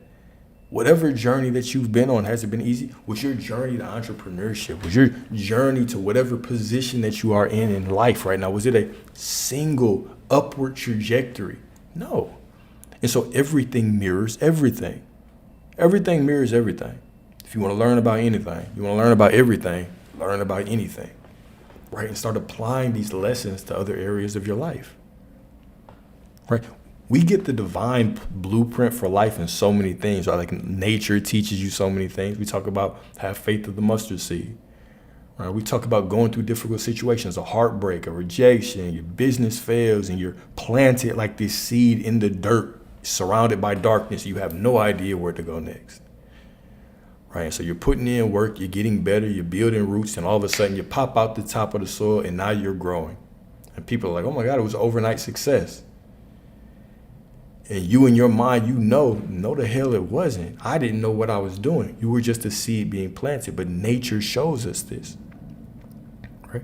It even goes back to what I'm saying. Then we want other people to validate us and see us and acknowledge us when we haven't even sat in the mirror and acknowledged ourselves and told ourselves, bruh, look, a year ago, God damn, a year ago, we were struggling. But we made it, and I'm proud of you. I'm so proud of you. The same. Here's the thing: when you start doing that to yourself, you'll realize that you never really crave it from other people. You crave it from yourself. You crave your own validation, because the truth, we hear it all the time, right? But let me just say it one more time. No one else's validation can ever make you feel whole. The only validation that will make you feel whole is your own. Once you begin to validate yourself, you'll see that like, there ain't too many people outside of you that can validate you like you. No one can really validate you like you. They might be able to get a little bit close, but can't nobody pump your head up like you. But so many times, right, if we really monitor our thoughts, you'll see that nobody can talk shit to you like you either. The things that a lot of us say to ourselves, well, you wouldn't let anybody talk to you like that. But you'll talk to yourself like that. But you won't acknowledge yourself. Acknowledge yourself. Praise yourself. Right? Explore that praise kink that you have with your damn self, man. Right? You have been through life 20, 25, 30 years, 35, 40, 50 years, right? However long it has been.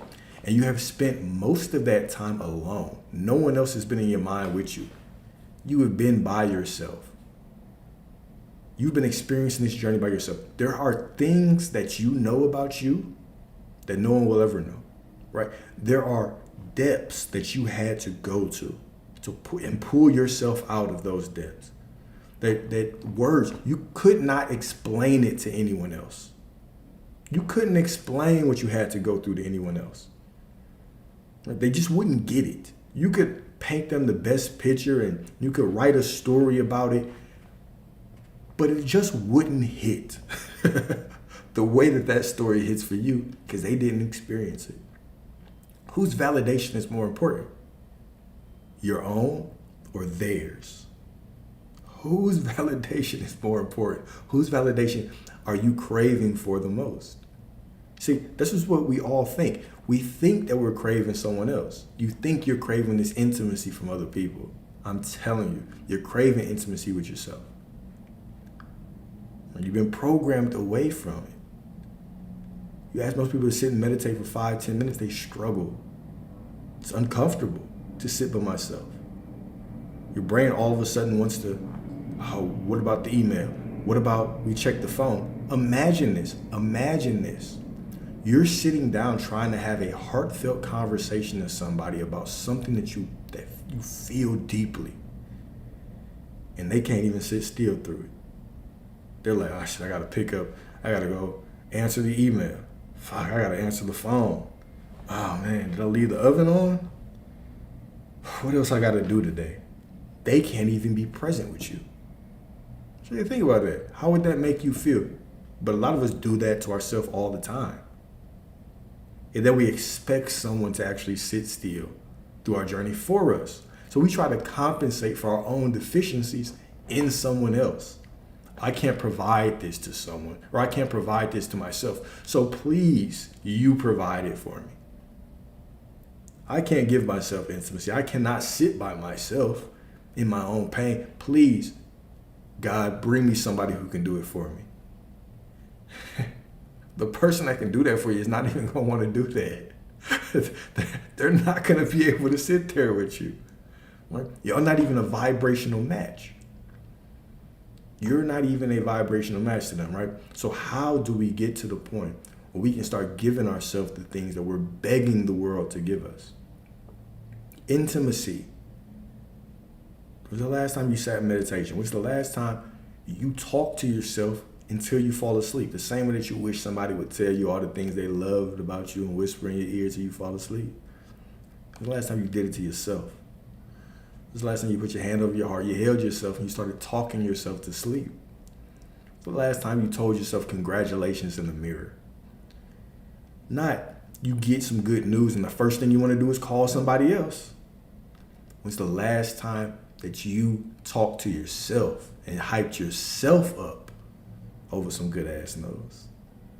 Right? When's the last time you were your number one cheerleader? When's the last time you actually felt? When's the last time you actually validated yourself so much that you walked into the world and it didn't really matter who told you good job anymore because shit, I already gave it to myself. Me and me have been through this, right? Like I've been living this life with myself. I know what I've been through and I validated the hell out of myself already. Do you need someone to tell you how great you are? Do you need someone to tell you how worthy you are? Do you need somebody to tell you how strong you are for going through all the shit that you've been through? Or are you able to do that for yourself? All right. So, as within, so without. Everything is going to reflect who you are right back at you. Everything. Life is a mirror. It's but a game. Right? Your soul is so cold. The Most High loves you so much. Your soul loves you so much. Your higher self loves you so much that their only objective is your growth and your expansion in alignment with your desires. So that desire for prosperity, everything around you, the moment that you accept that desire, prosperity. The moment you accept this, every single soul, right, on this planet, on this earth, throughout the cosmos, throughout the universe, right, begins to turn to you and say, how can we assist you in getting aligned? How can we assist you? Some of them going to look like heartbreak. Some of them look like telling you no or rejecting you, right? But they have no choice because they're all for you.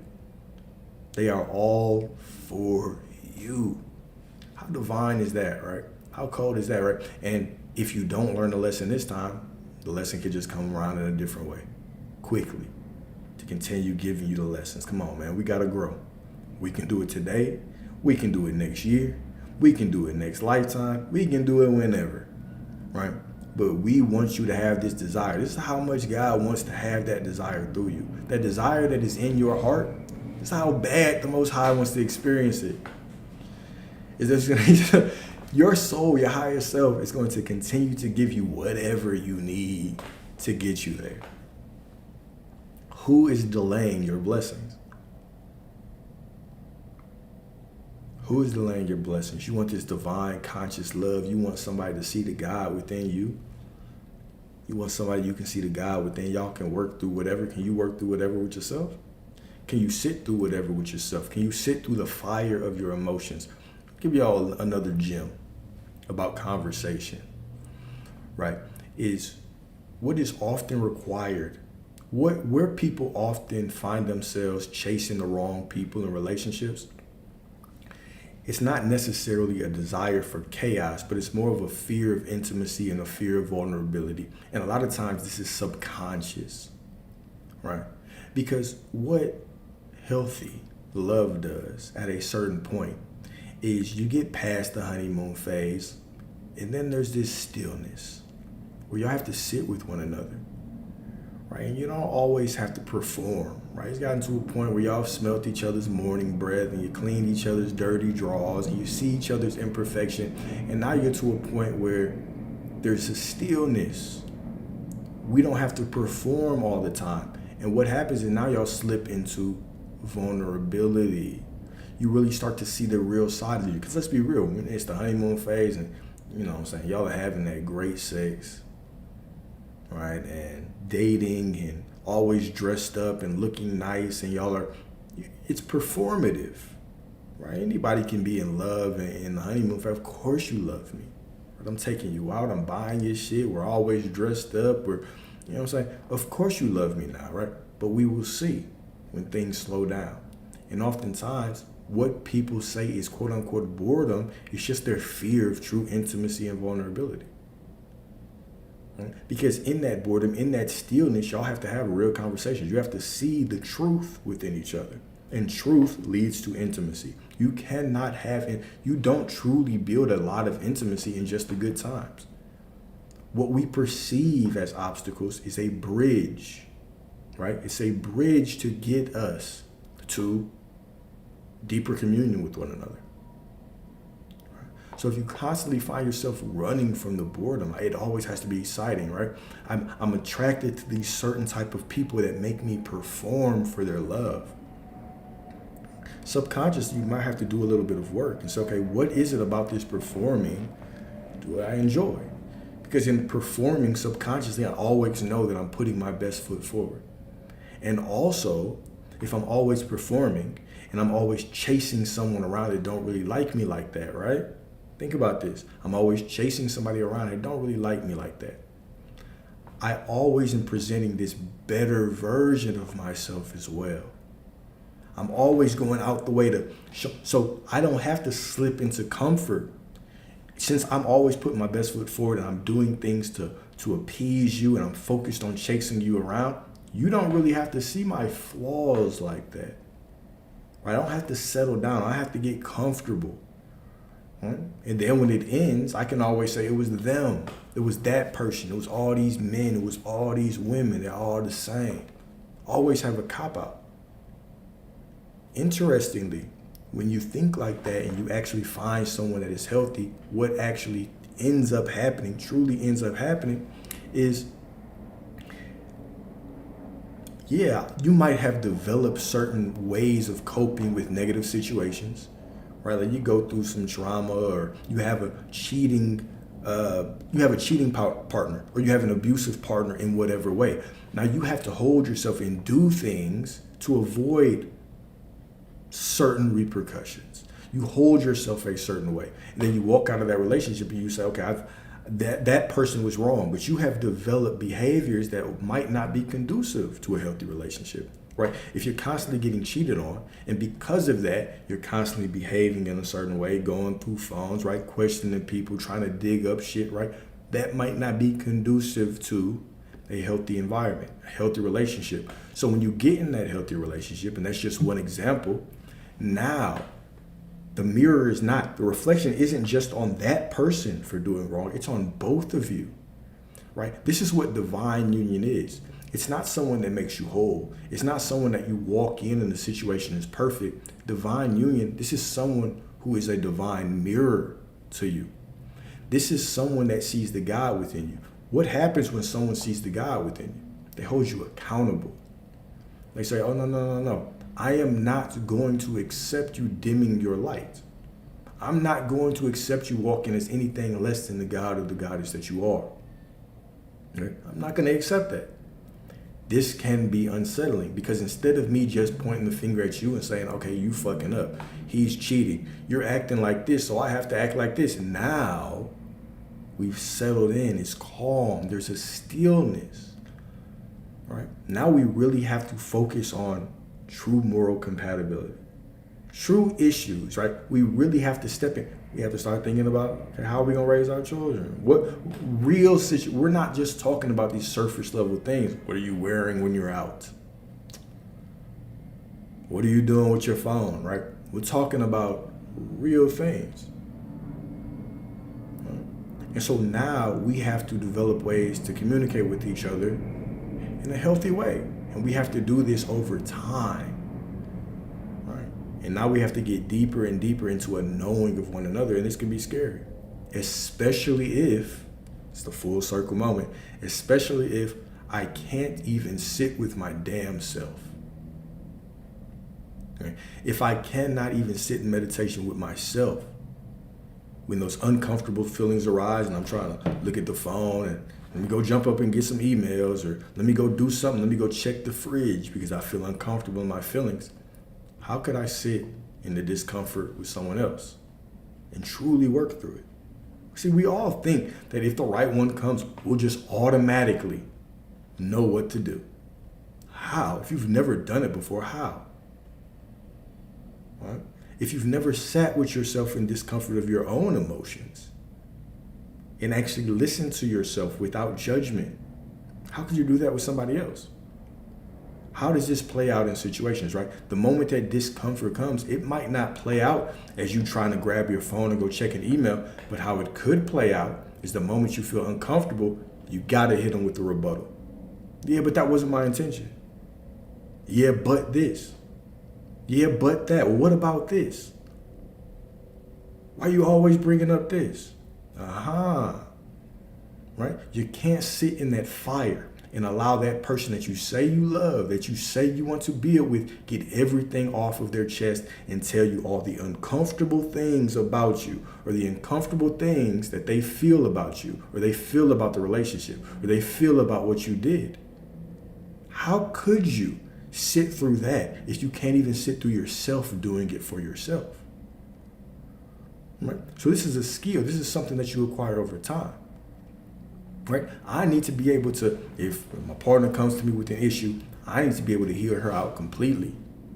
Ladies, if your man comes to you with an issue, you need to be able to sit into the fire, sit in that fire and hear him out completely from the start to the finish, and then assist him in getting everything else off of his chest. Assist her in getting all of her other griefs off. Dang, should I make you feel like that? All right, so how could I have handled that better? And I just sit there and hear it, right? One other thing I would tell you is, right, we tend to want to interject and cut things off. It's the last time that you, when somebody was talking to you, you actually counted to 4 after they finished talking.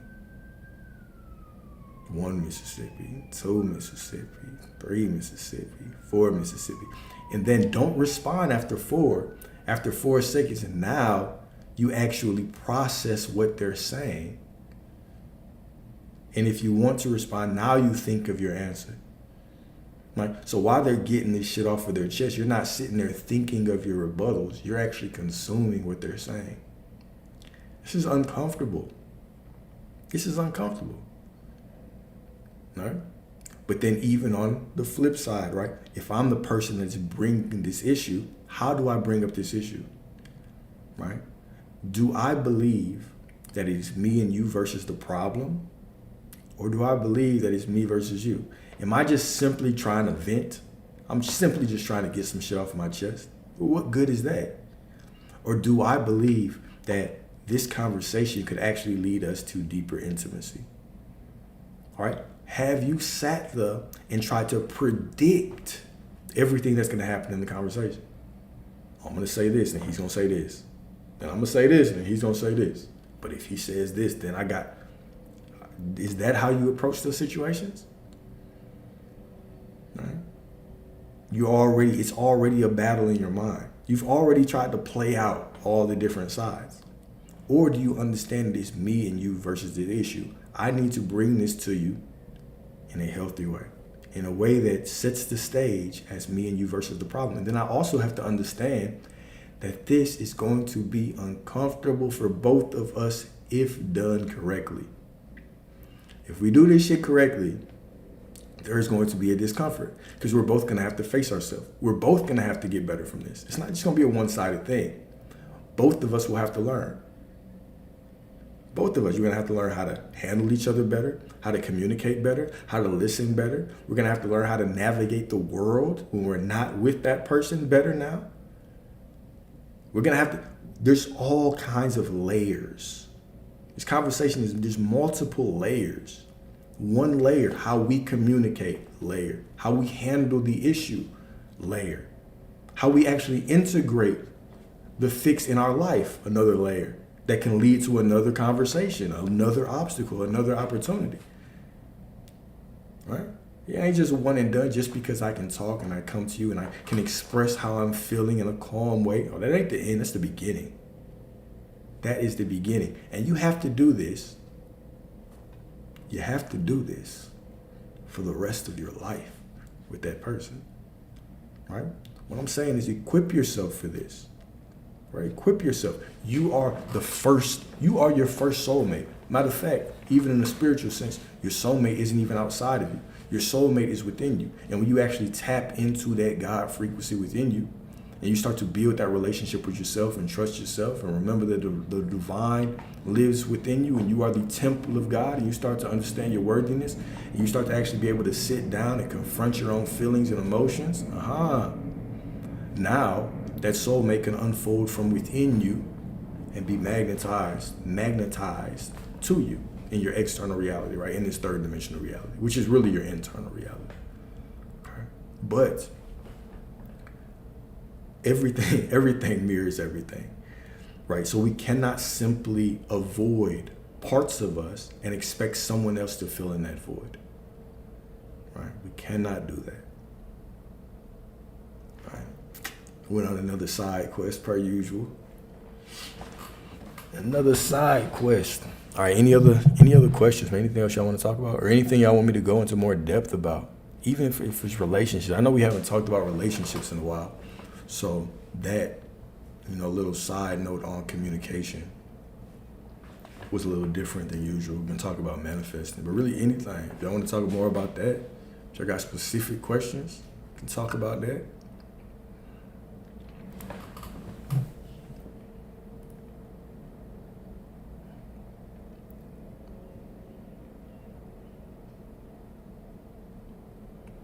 Oh, manifesting your true purpose. Yeah, we can for sure talk about that. We can for sure talk about that for sure, because that's a layered conversation. And then absolutely, the hardest thing is remembering all of this when you're in your emotions, right? It's that's so difficult. It's so difficult because we are emotional beings. Matter of fact, your soul before you came down here, you didn't experience emotions. Then you heard, I can experience emotions on earth. Sign me the fuck up, right? So you come down here and we have this thing, right, where men tend to say that women are more emotional, and you are, because you have more of that divine feminine energy within you. But a lot of men, we move off emotions as well. Right? So we'll never get to a point, even the conversations about controlling your emotions, I don't really think those are 100% valid. It's more about controlling your reaction to your emotions, right? Not being ran by your emotions. Because the last thing that we want to do is suppress. Your emotions are a guide for you. Your emotions are teachers. They're meant to help you, right? They help you know if you're in alignment, right? They let you know where your weak spots, where your blind spots are. They let you know where your triggers are, right? These are teachers. These are divine teachers, right? Exactly.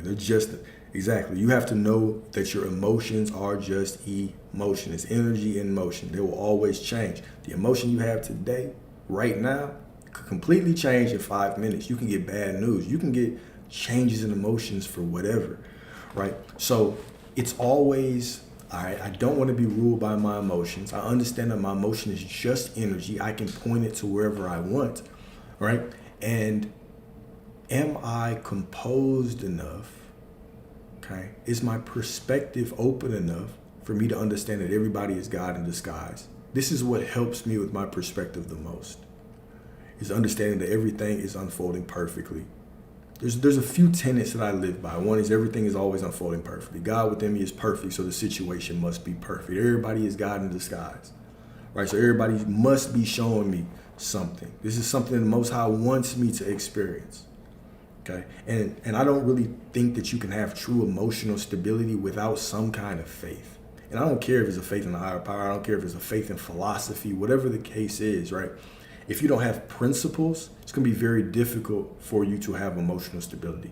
My emotional stability has just been built over experiencing the God within me show up in my life and do incredible things over and over and over and over and over again, right? But of course, that faith had to, like you just said, right? Your faith and discipline keeps you in line. That faith had to be grown with discipline, right? So now it's like, okay, I know I'll have situations that pull at me emotionally. But because of my faith, because of what I've experienced, because I've implemented this discipline with my faith over and over again for years, right? Now I'm able to handle things a lot better. But how to manifest purpose, okay? How to manifest purpose. This is actually a beautiful question. Beautiful question, my brother. So let's demystify purpose first and foremost. So we can look at purpose from two different ways. Truly, your purpose is going to, okay. Damn. All right, we can look at this from two different ways. And they're very contradicting ways, but there are multiple layers of truth. There's multiple layers of truth in reality. All right, so the first way that we can look at this is like this. There are certain souls that come down here with divine purpose. All right, when we think about how creation works, like I said earlier, God does not think in the terms of negative and positive, good and bad. The Most High thinks in terms of creation. The universe works in creation. Creation is creation. It doesn't matter if we perceive it through our human lens as negative or positive. It just is creation. Negative and positive shouldn't even mean what we've associated them to mean, right? They're just two different polarities of energy, just like hot and cold, right? One isn't good or bad. They're both energy. They're just opposite on polarity, but we can create with either. It's how the Most High sees things, okay?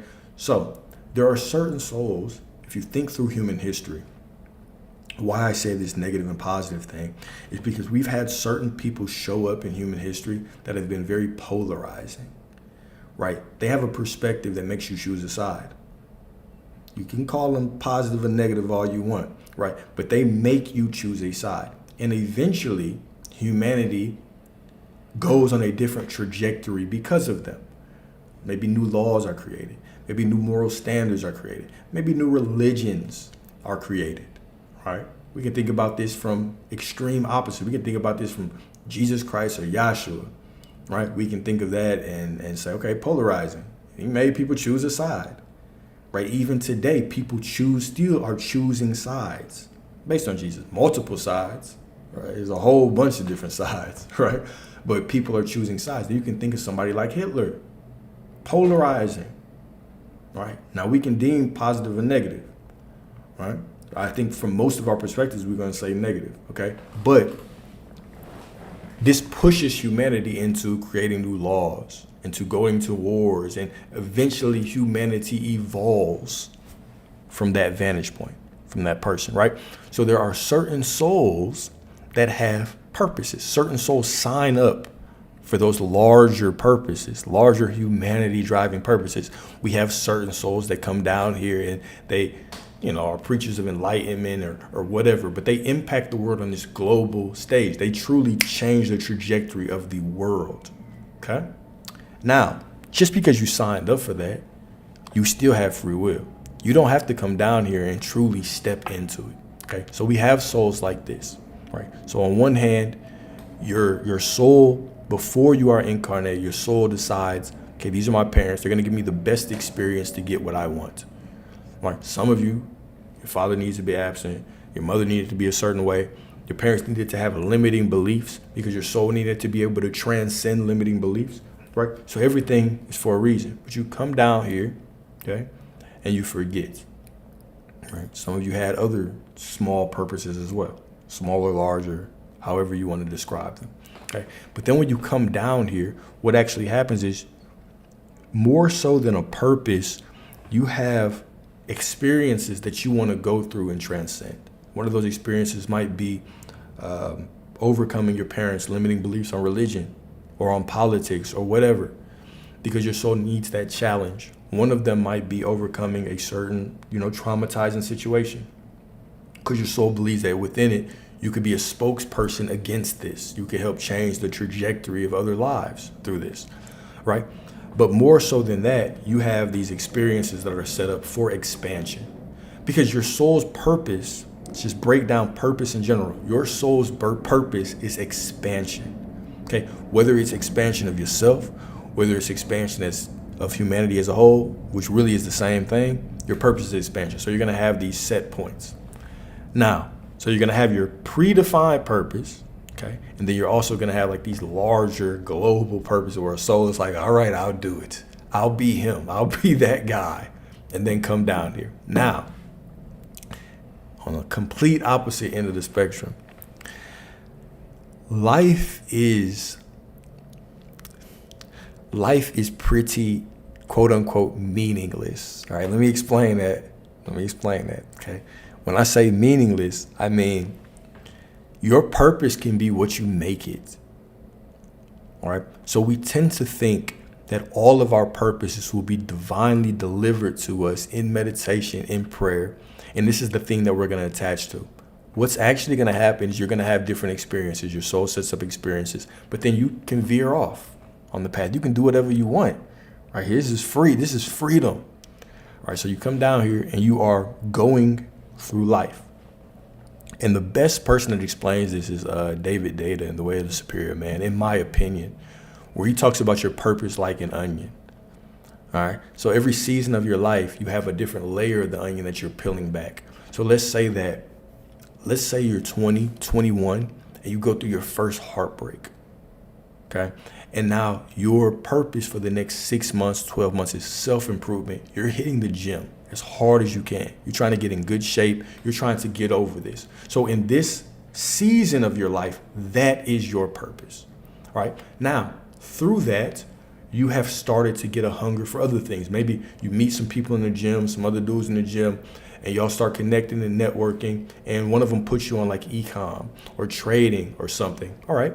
And so now you already have your job. So your next step is learning what you can in these other skills. So for the next 2 years, you spend your time on e-com and trading and all these things, right? And so then, let's not say that you feel that these are your purpose, but in this season, this becomes, you don't feel like this is your ultimate purpose for your life, but in this season, this is the purpose that you have actually sat out for, right? You've actually dedicated your life to this purpose right now.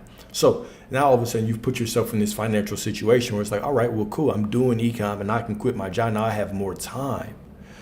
All right. So now the next step is, how do I figure out what to fill this time with? So now I have an extra 8 hours, 6 hours of a day, and I spend that time spiritual elevation, right? More self-help books, right? And so now I'm developing my emotional intelligence, right? And through that, I meet a woman. And now we start to talk and we end up wanting to start a nonprofit or do something that contributes to the world in a certain way. And in my mind, I believe, oh shit, I could commit to this for the rest of my life. And I truly feel like this is going to impact the world. So now, right, I can actually move forward and I can do this. And now I have something that even if me and her fall off, I believe I can dedicate my life to this. This is typically how your purpose is birthed, right? It's not birthed from, sitting in meditation or prayer, which I don't believe you feel it is, right? But this is how your purpose comes forth. Your purpose comes forth with you trying things, with you experiencing life, and then you just being open to however the world flows to you. Because this is truly what purpose is for a man. Your purpose is going to be your shield in life. So the day that you start finding things, right? The ultimate purpose is always expansion. On a soul level, the ultimate purpose is always just getting better, being a more divine being, being a more expansive soul. And it doesn't just mean spiritually. That means with women. That means with relationships. That means with your parents. That means with your friends. That means with money. That means just every aspect of reality, right? You want to experience to the fullness of who you are, in alignment with who you are. That's what your soul wants. And you'll do this over and over and over again through lifetimes. Okay? So once you find something that you say, I feel like I could dedicate my life to this, or at least I could dedicate this season of my life to this. This is why a purpose is important for a man. And I don't even want to talk about this. I'll talk about this from a physical and from a spiritual perspective. Number one, it protects you. It becomes your shield. You're going to wake up at a certain time because of your purpose. You're going to eat a certain way. You're going to speak a certain way. You're going to dress a certain way. Right? You're going to start thinking a certain way. You're going to put yourself in certain rooms. How this becomes your shield is because if I know that I'm going to be in the gym and I've dedicated these next 6 months, I probably am going to drink a little bit less. So I might avoid certain negative situations. All right. Now, if I think that, let's say that your purpose is to be a fisherman. It's the common example I give. Like, if I'm a fisherman, right? I have to take care of my boat. I know that in fishing and providing fish to the city, to the village, right? I'm feeding people. I get a sense of accomplishment from that. I feel like I'm doing work. I feel like I'm closer to the Most High. But I also have to make sure my bait is ready. I dress a certain way. I think a certain way. I think about boats. I research a certain way. I hold my life a certain way. Why else would this be a shield? Because it'll also determine what kind of woman I bring into my life. Right? If I'm going to be a fisherman, or if I have this lifestyle and I know that my lifestyle is headed in this direction, I'm going to be very cautious about the type of woman that I bring in. She has to match that purpose. Okay? So also, if I'm going to be a president of the United States, if you want to be the president of the United States, you're going to be damn sure that you pick a certain type of woman, right? Non-negotiable. Or you have to pick a certain type of woman. All right. So your purpose defends you in that way. And then how it also protects you with women is that women are energetic receivers. So your woman starts to talk like you, dress like you, think like you, right? She starts to wear your clothes. She starts to run around with your drawers on in the morning while you're doing work, right? Looking good as hell. Okay. So this is the same with your purpose.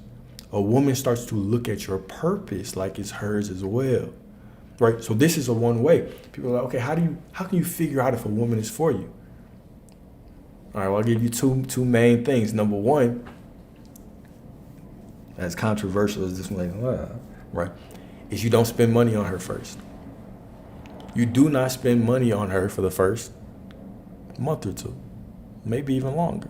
Right? Because y'all want to see that y'all can actually provide value for each other in other ways. You also don't have sex with her for a couple months, right? Ladies, this is what I would propose. You really want to find out if a man's for you, you don't have sex for a couple months, right? But then also, what you have dedicated your life to in this season, all right?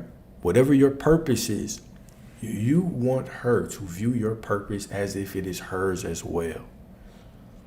Right? Let's say that your purpose is the market, right? So when I was first getting into the market, the interesting thing is when I would have women around, they would just be so interested with the market. Oh my God, teach me. they start researching stuff by themselves and saying things to me and being like, how is this going to impact the market, right? So it's like, okay, cool. Right? This is just how women are when they like you. They like they basically consume your personality and your identity. It's just the natural state of women. The same way that you enter a woman, right?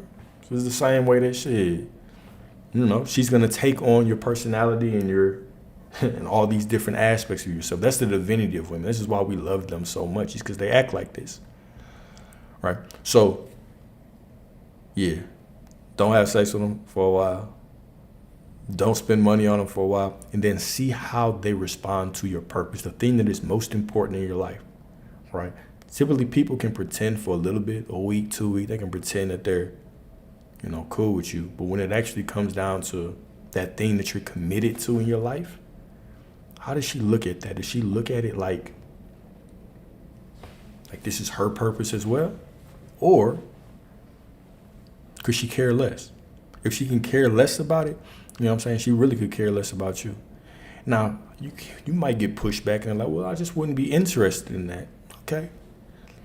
But is that really somebody that you'd want to be with? Someone who's not interested at all in what you do. All right. And so typically that 2 to 3 month period is a good time to understand that. So, man, I appreciate that question, but I know I went a little bit off track, right? But basically your purpose is what you make it. It is what you make it. You're going to have certain divine purposes that you fulfill, but just by going through life and experiencing life in its fullness and taking the lessons as you encounter them, your purpose is going to show up. And don't think that your purpose has to be one thing. Shoot, it's going to change with the season. It's going to change and evolve with you because you are an infinitely expanding being, an infinitely divinely expanding being. You will never stop growing. So you're never going to stop desiring more, man.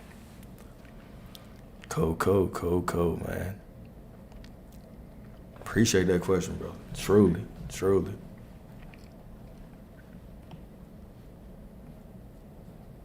Appreciate you. Let's see here, man. What else y'all want to talk about? What else do y'all want to talk about? See what the market was doing. It was dumping earlier. I thought it was going to reverse, but it didn't.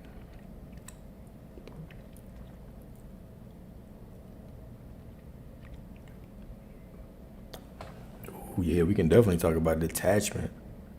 You want to talk about detachment in what sense? In relationships, in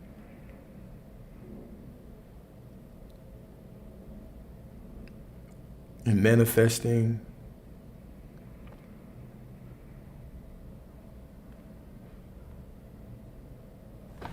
Damn, the market's still dumping. I got out too early. Oh well. Let me not get greedy. All right, so detachment and relationship. Oh man, I need a little bit more clarity.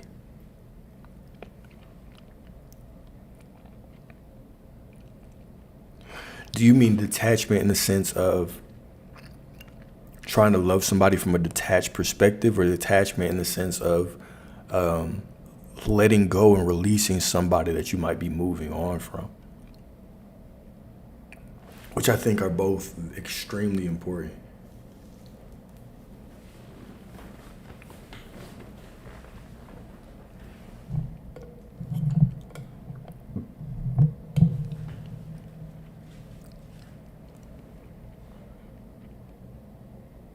Okay. All right, I'm gonna talk to you like your big brother.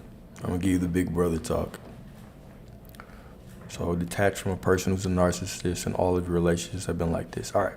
So earlier I was talking about patterns in our life. Okay. There are no coincidences in this universe, in this reality. Okay. God doesn't operate like that. God is a very orderly God. And the clearest way that we are communicated to is through patterns.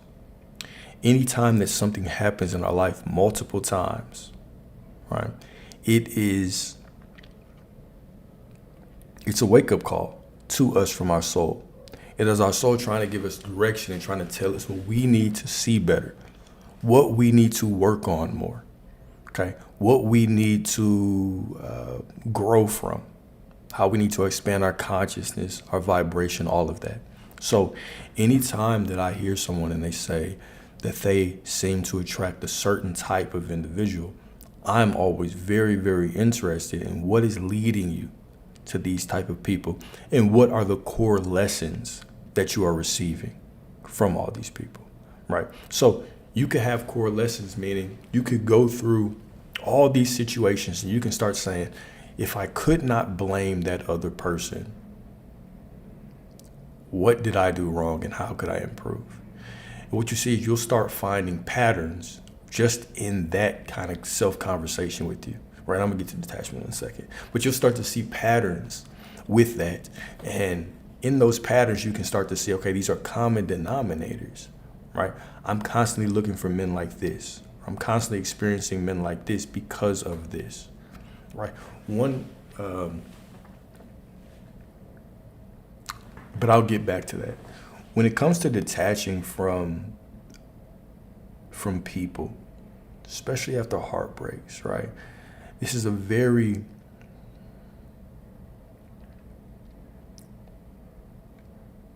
it's a universal thing. It's a universal thing that we all experience. And it can be difficult because it is as if a version of yourself dies. You have an ego that creates versions of you all the time. You have a version of you that's attached to your job. That's why right now, even if you hated that job and they fired you, you would feel some type of way. You would feel this sense of abandonment, mistrust, because there was a version of you that believed that you could be at that job indefinitely. You didn't see the ending. So when we are mourning relationships, there's a version of you, there's a part of you that planned forever with this person, that planned to be with that person for the rest of your life. And so when we're exiting relationships, that version of us, we basically kill that version of us, right? And this can be unsettling. It can be the same as experiencing someone actually passing away, right?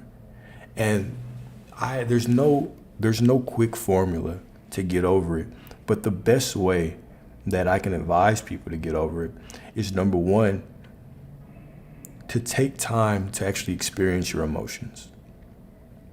Okay? Your soul attracted this person to you for a reason, right? And one of the core reasons that we attract people that break us down is so that we can learn to get closer to ourselves, right? So instead of trying to find intimacy with another person, and kind of build another connection to heal the heartbreak, I would sit and give yourself the intimacy that you would want somebody else to give you, right? When you are falling asleep, talk to yourself the same way that you'd want someone to comfort you. Comfort yourself in that way, right? When you wake up and you are feeling these emotions, acknowledge these emotions. Tell yourself that you are going through these emotions and you're going to give yourself the grace to experience these emotions, right?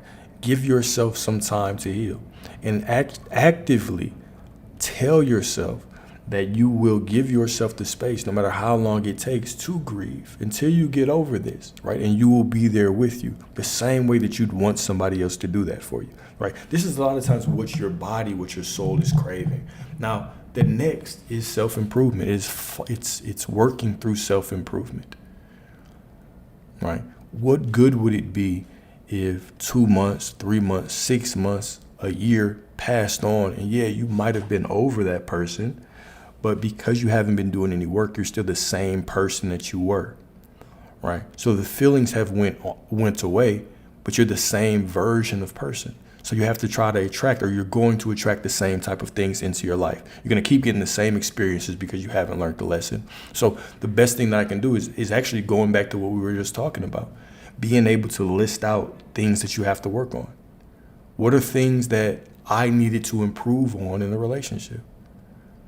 I can't blame this other person. Completely take that other person off the hook, right? These are the things that I have to work on, and make you a plan to work on it. Look, I'm not going to look up and check on them or look for them in the next 30, 60, 90 days because I know that, all right, I could have communicated better. Or, maybe I need to do a little bit more research on how to handle my emotions.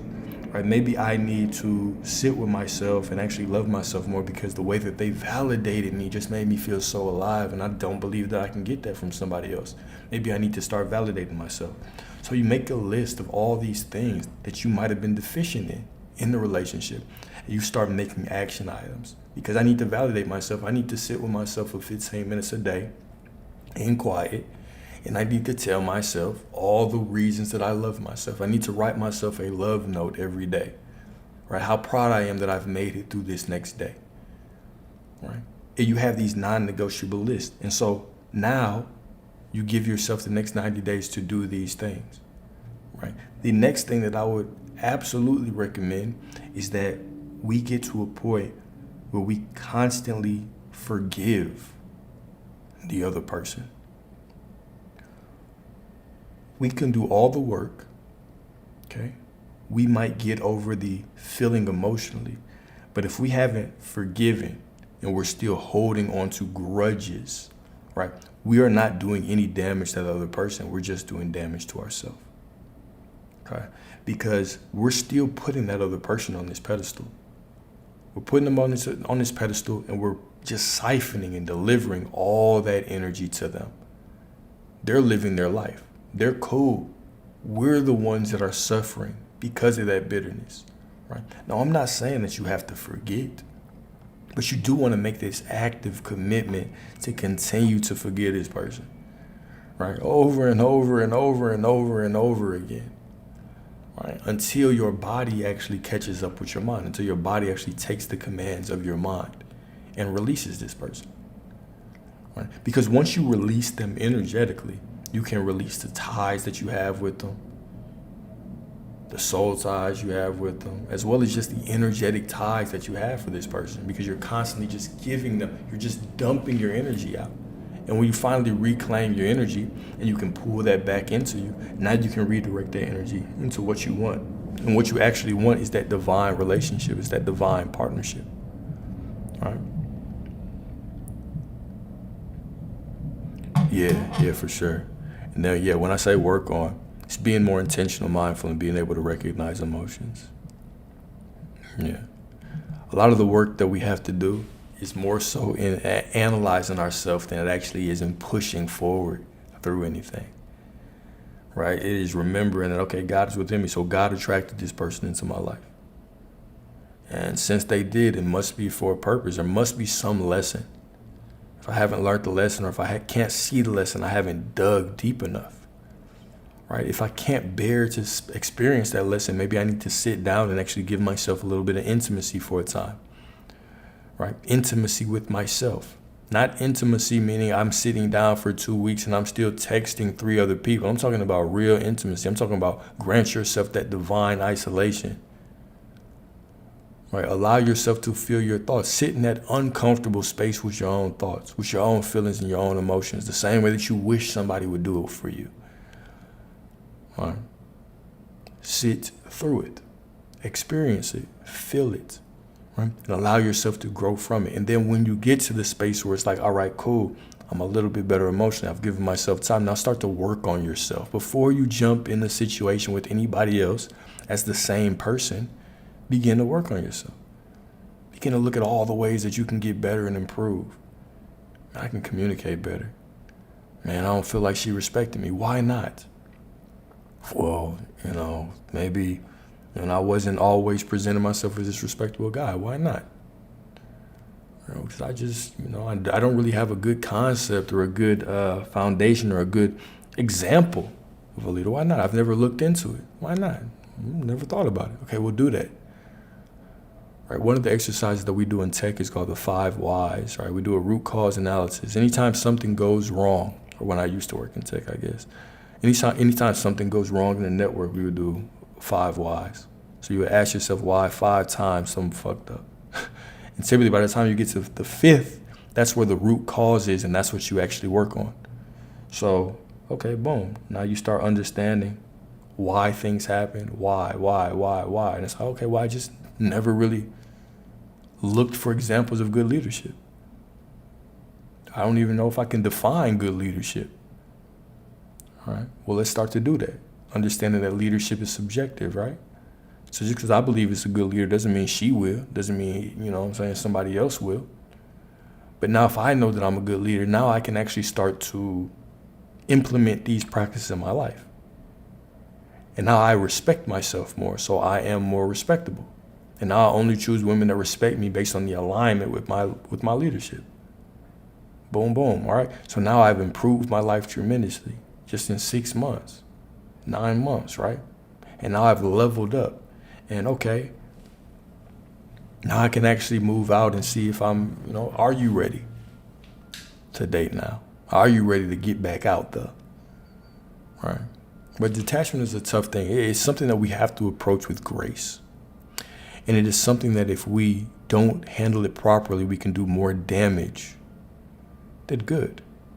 Because if we don't give ourselves the intimacy that we're craving for, that our soul wants, right? What'll often happen is when you try to mask your pain by sleeping with somebody else or getting intimate with somebody else, yeah, it can act as a Band-Aid and it can make you feel a lot better.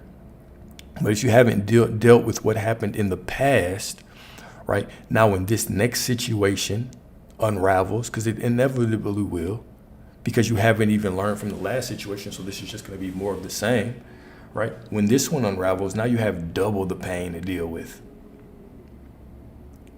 Right? And then you go out and you try to mask it away again. Now you have triple the pain to deal with.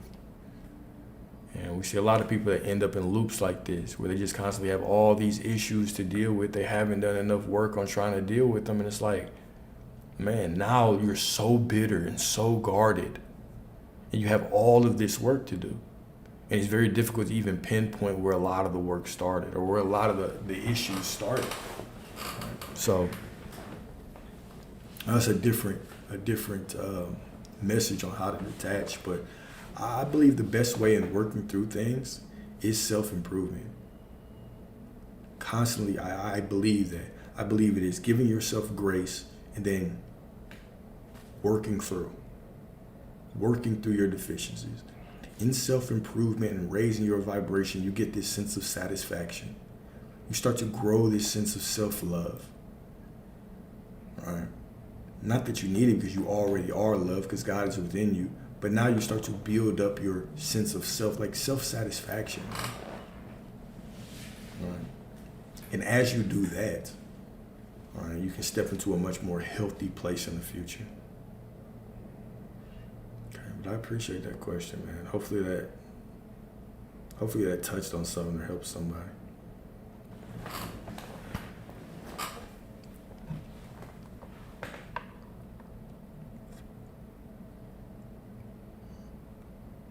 Check the market one more time, y'all.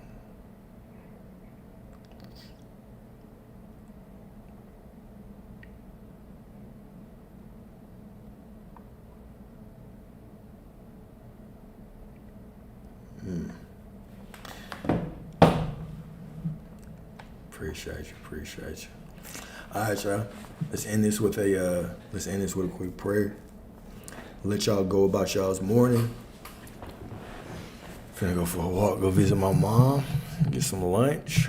But I appreciate y'all's time today. Of course, the full video will be on YouTube. They're all on YouTube. If you want the document, you can get that on YouTube as well. If y'all need any coaching, if you want any help with anything, there's a Calendly link in my bio. You can always fill that out. Or you can always just DM me. I try to respond to DMs, but I get a little behind on them. Cool. Thank you. Y'all enjoy y'all's day as well. All right. Heavenly Father, thank you for every single obstacle. Thank you for every opportunity disguised as an obstacle that you present in our life. And we understand every situation unfolding around us, every single person that is presented to us is perfect because the God within us is perfect. Continue to remind us every moment that you're constantly walking with us and constantly remind us that the desires and the goals in our mind are divine and sacred promises that you have given us to make manifest in our reality as long as we keep our faith in you. All right, continue to remind us that we are worthy, that we are loved, that we are divine. And I also pray for anyone that's going through heartbreak, that's going through pain, that you can show them the peace and provide them the peace that only you can provide. And make sure that they understand that the peace, the love, the intimacy that they're looking for in the external world is always within them and ready to be tapped into. Cool. All right, y'all, I see you all as beautiful, as divine, as gods, as goddesses, right? As worthy, as wealthy, as healthy, as prosperous, you know what I'm saying? As in alignment with everything that you want. If you don't feel that way, it's cool, because I see you as that way anyway. I see you as divine, so I know it must be true, okay?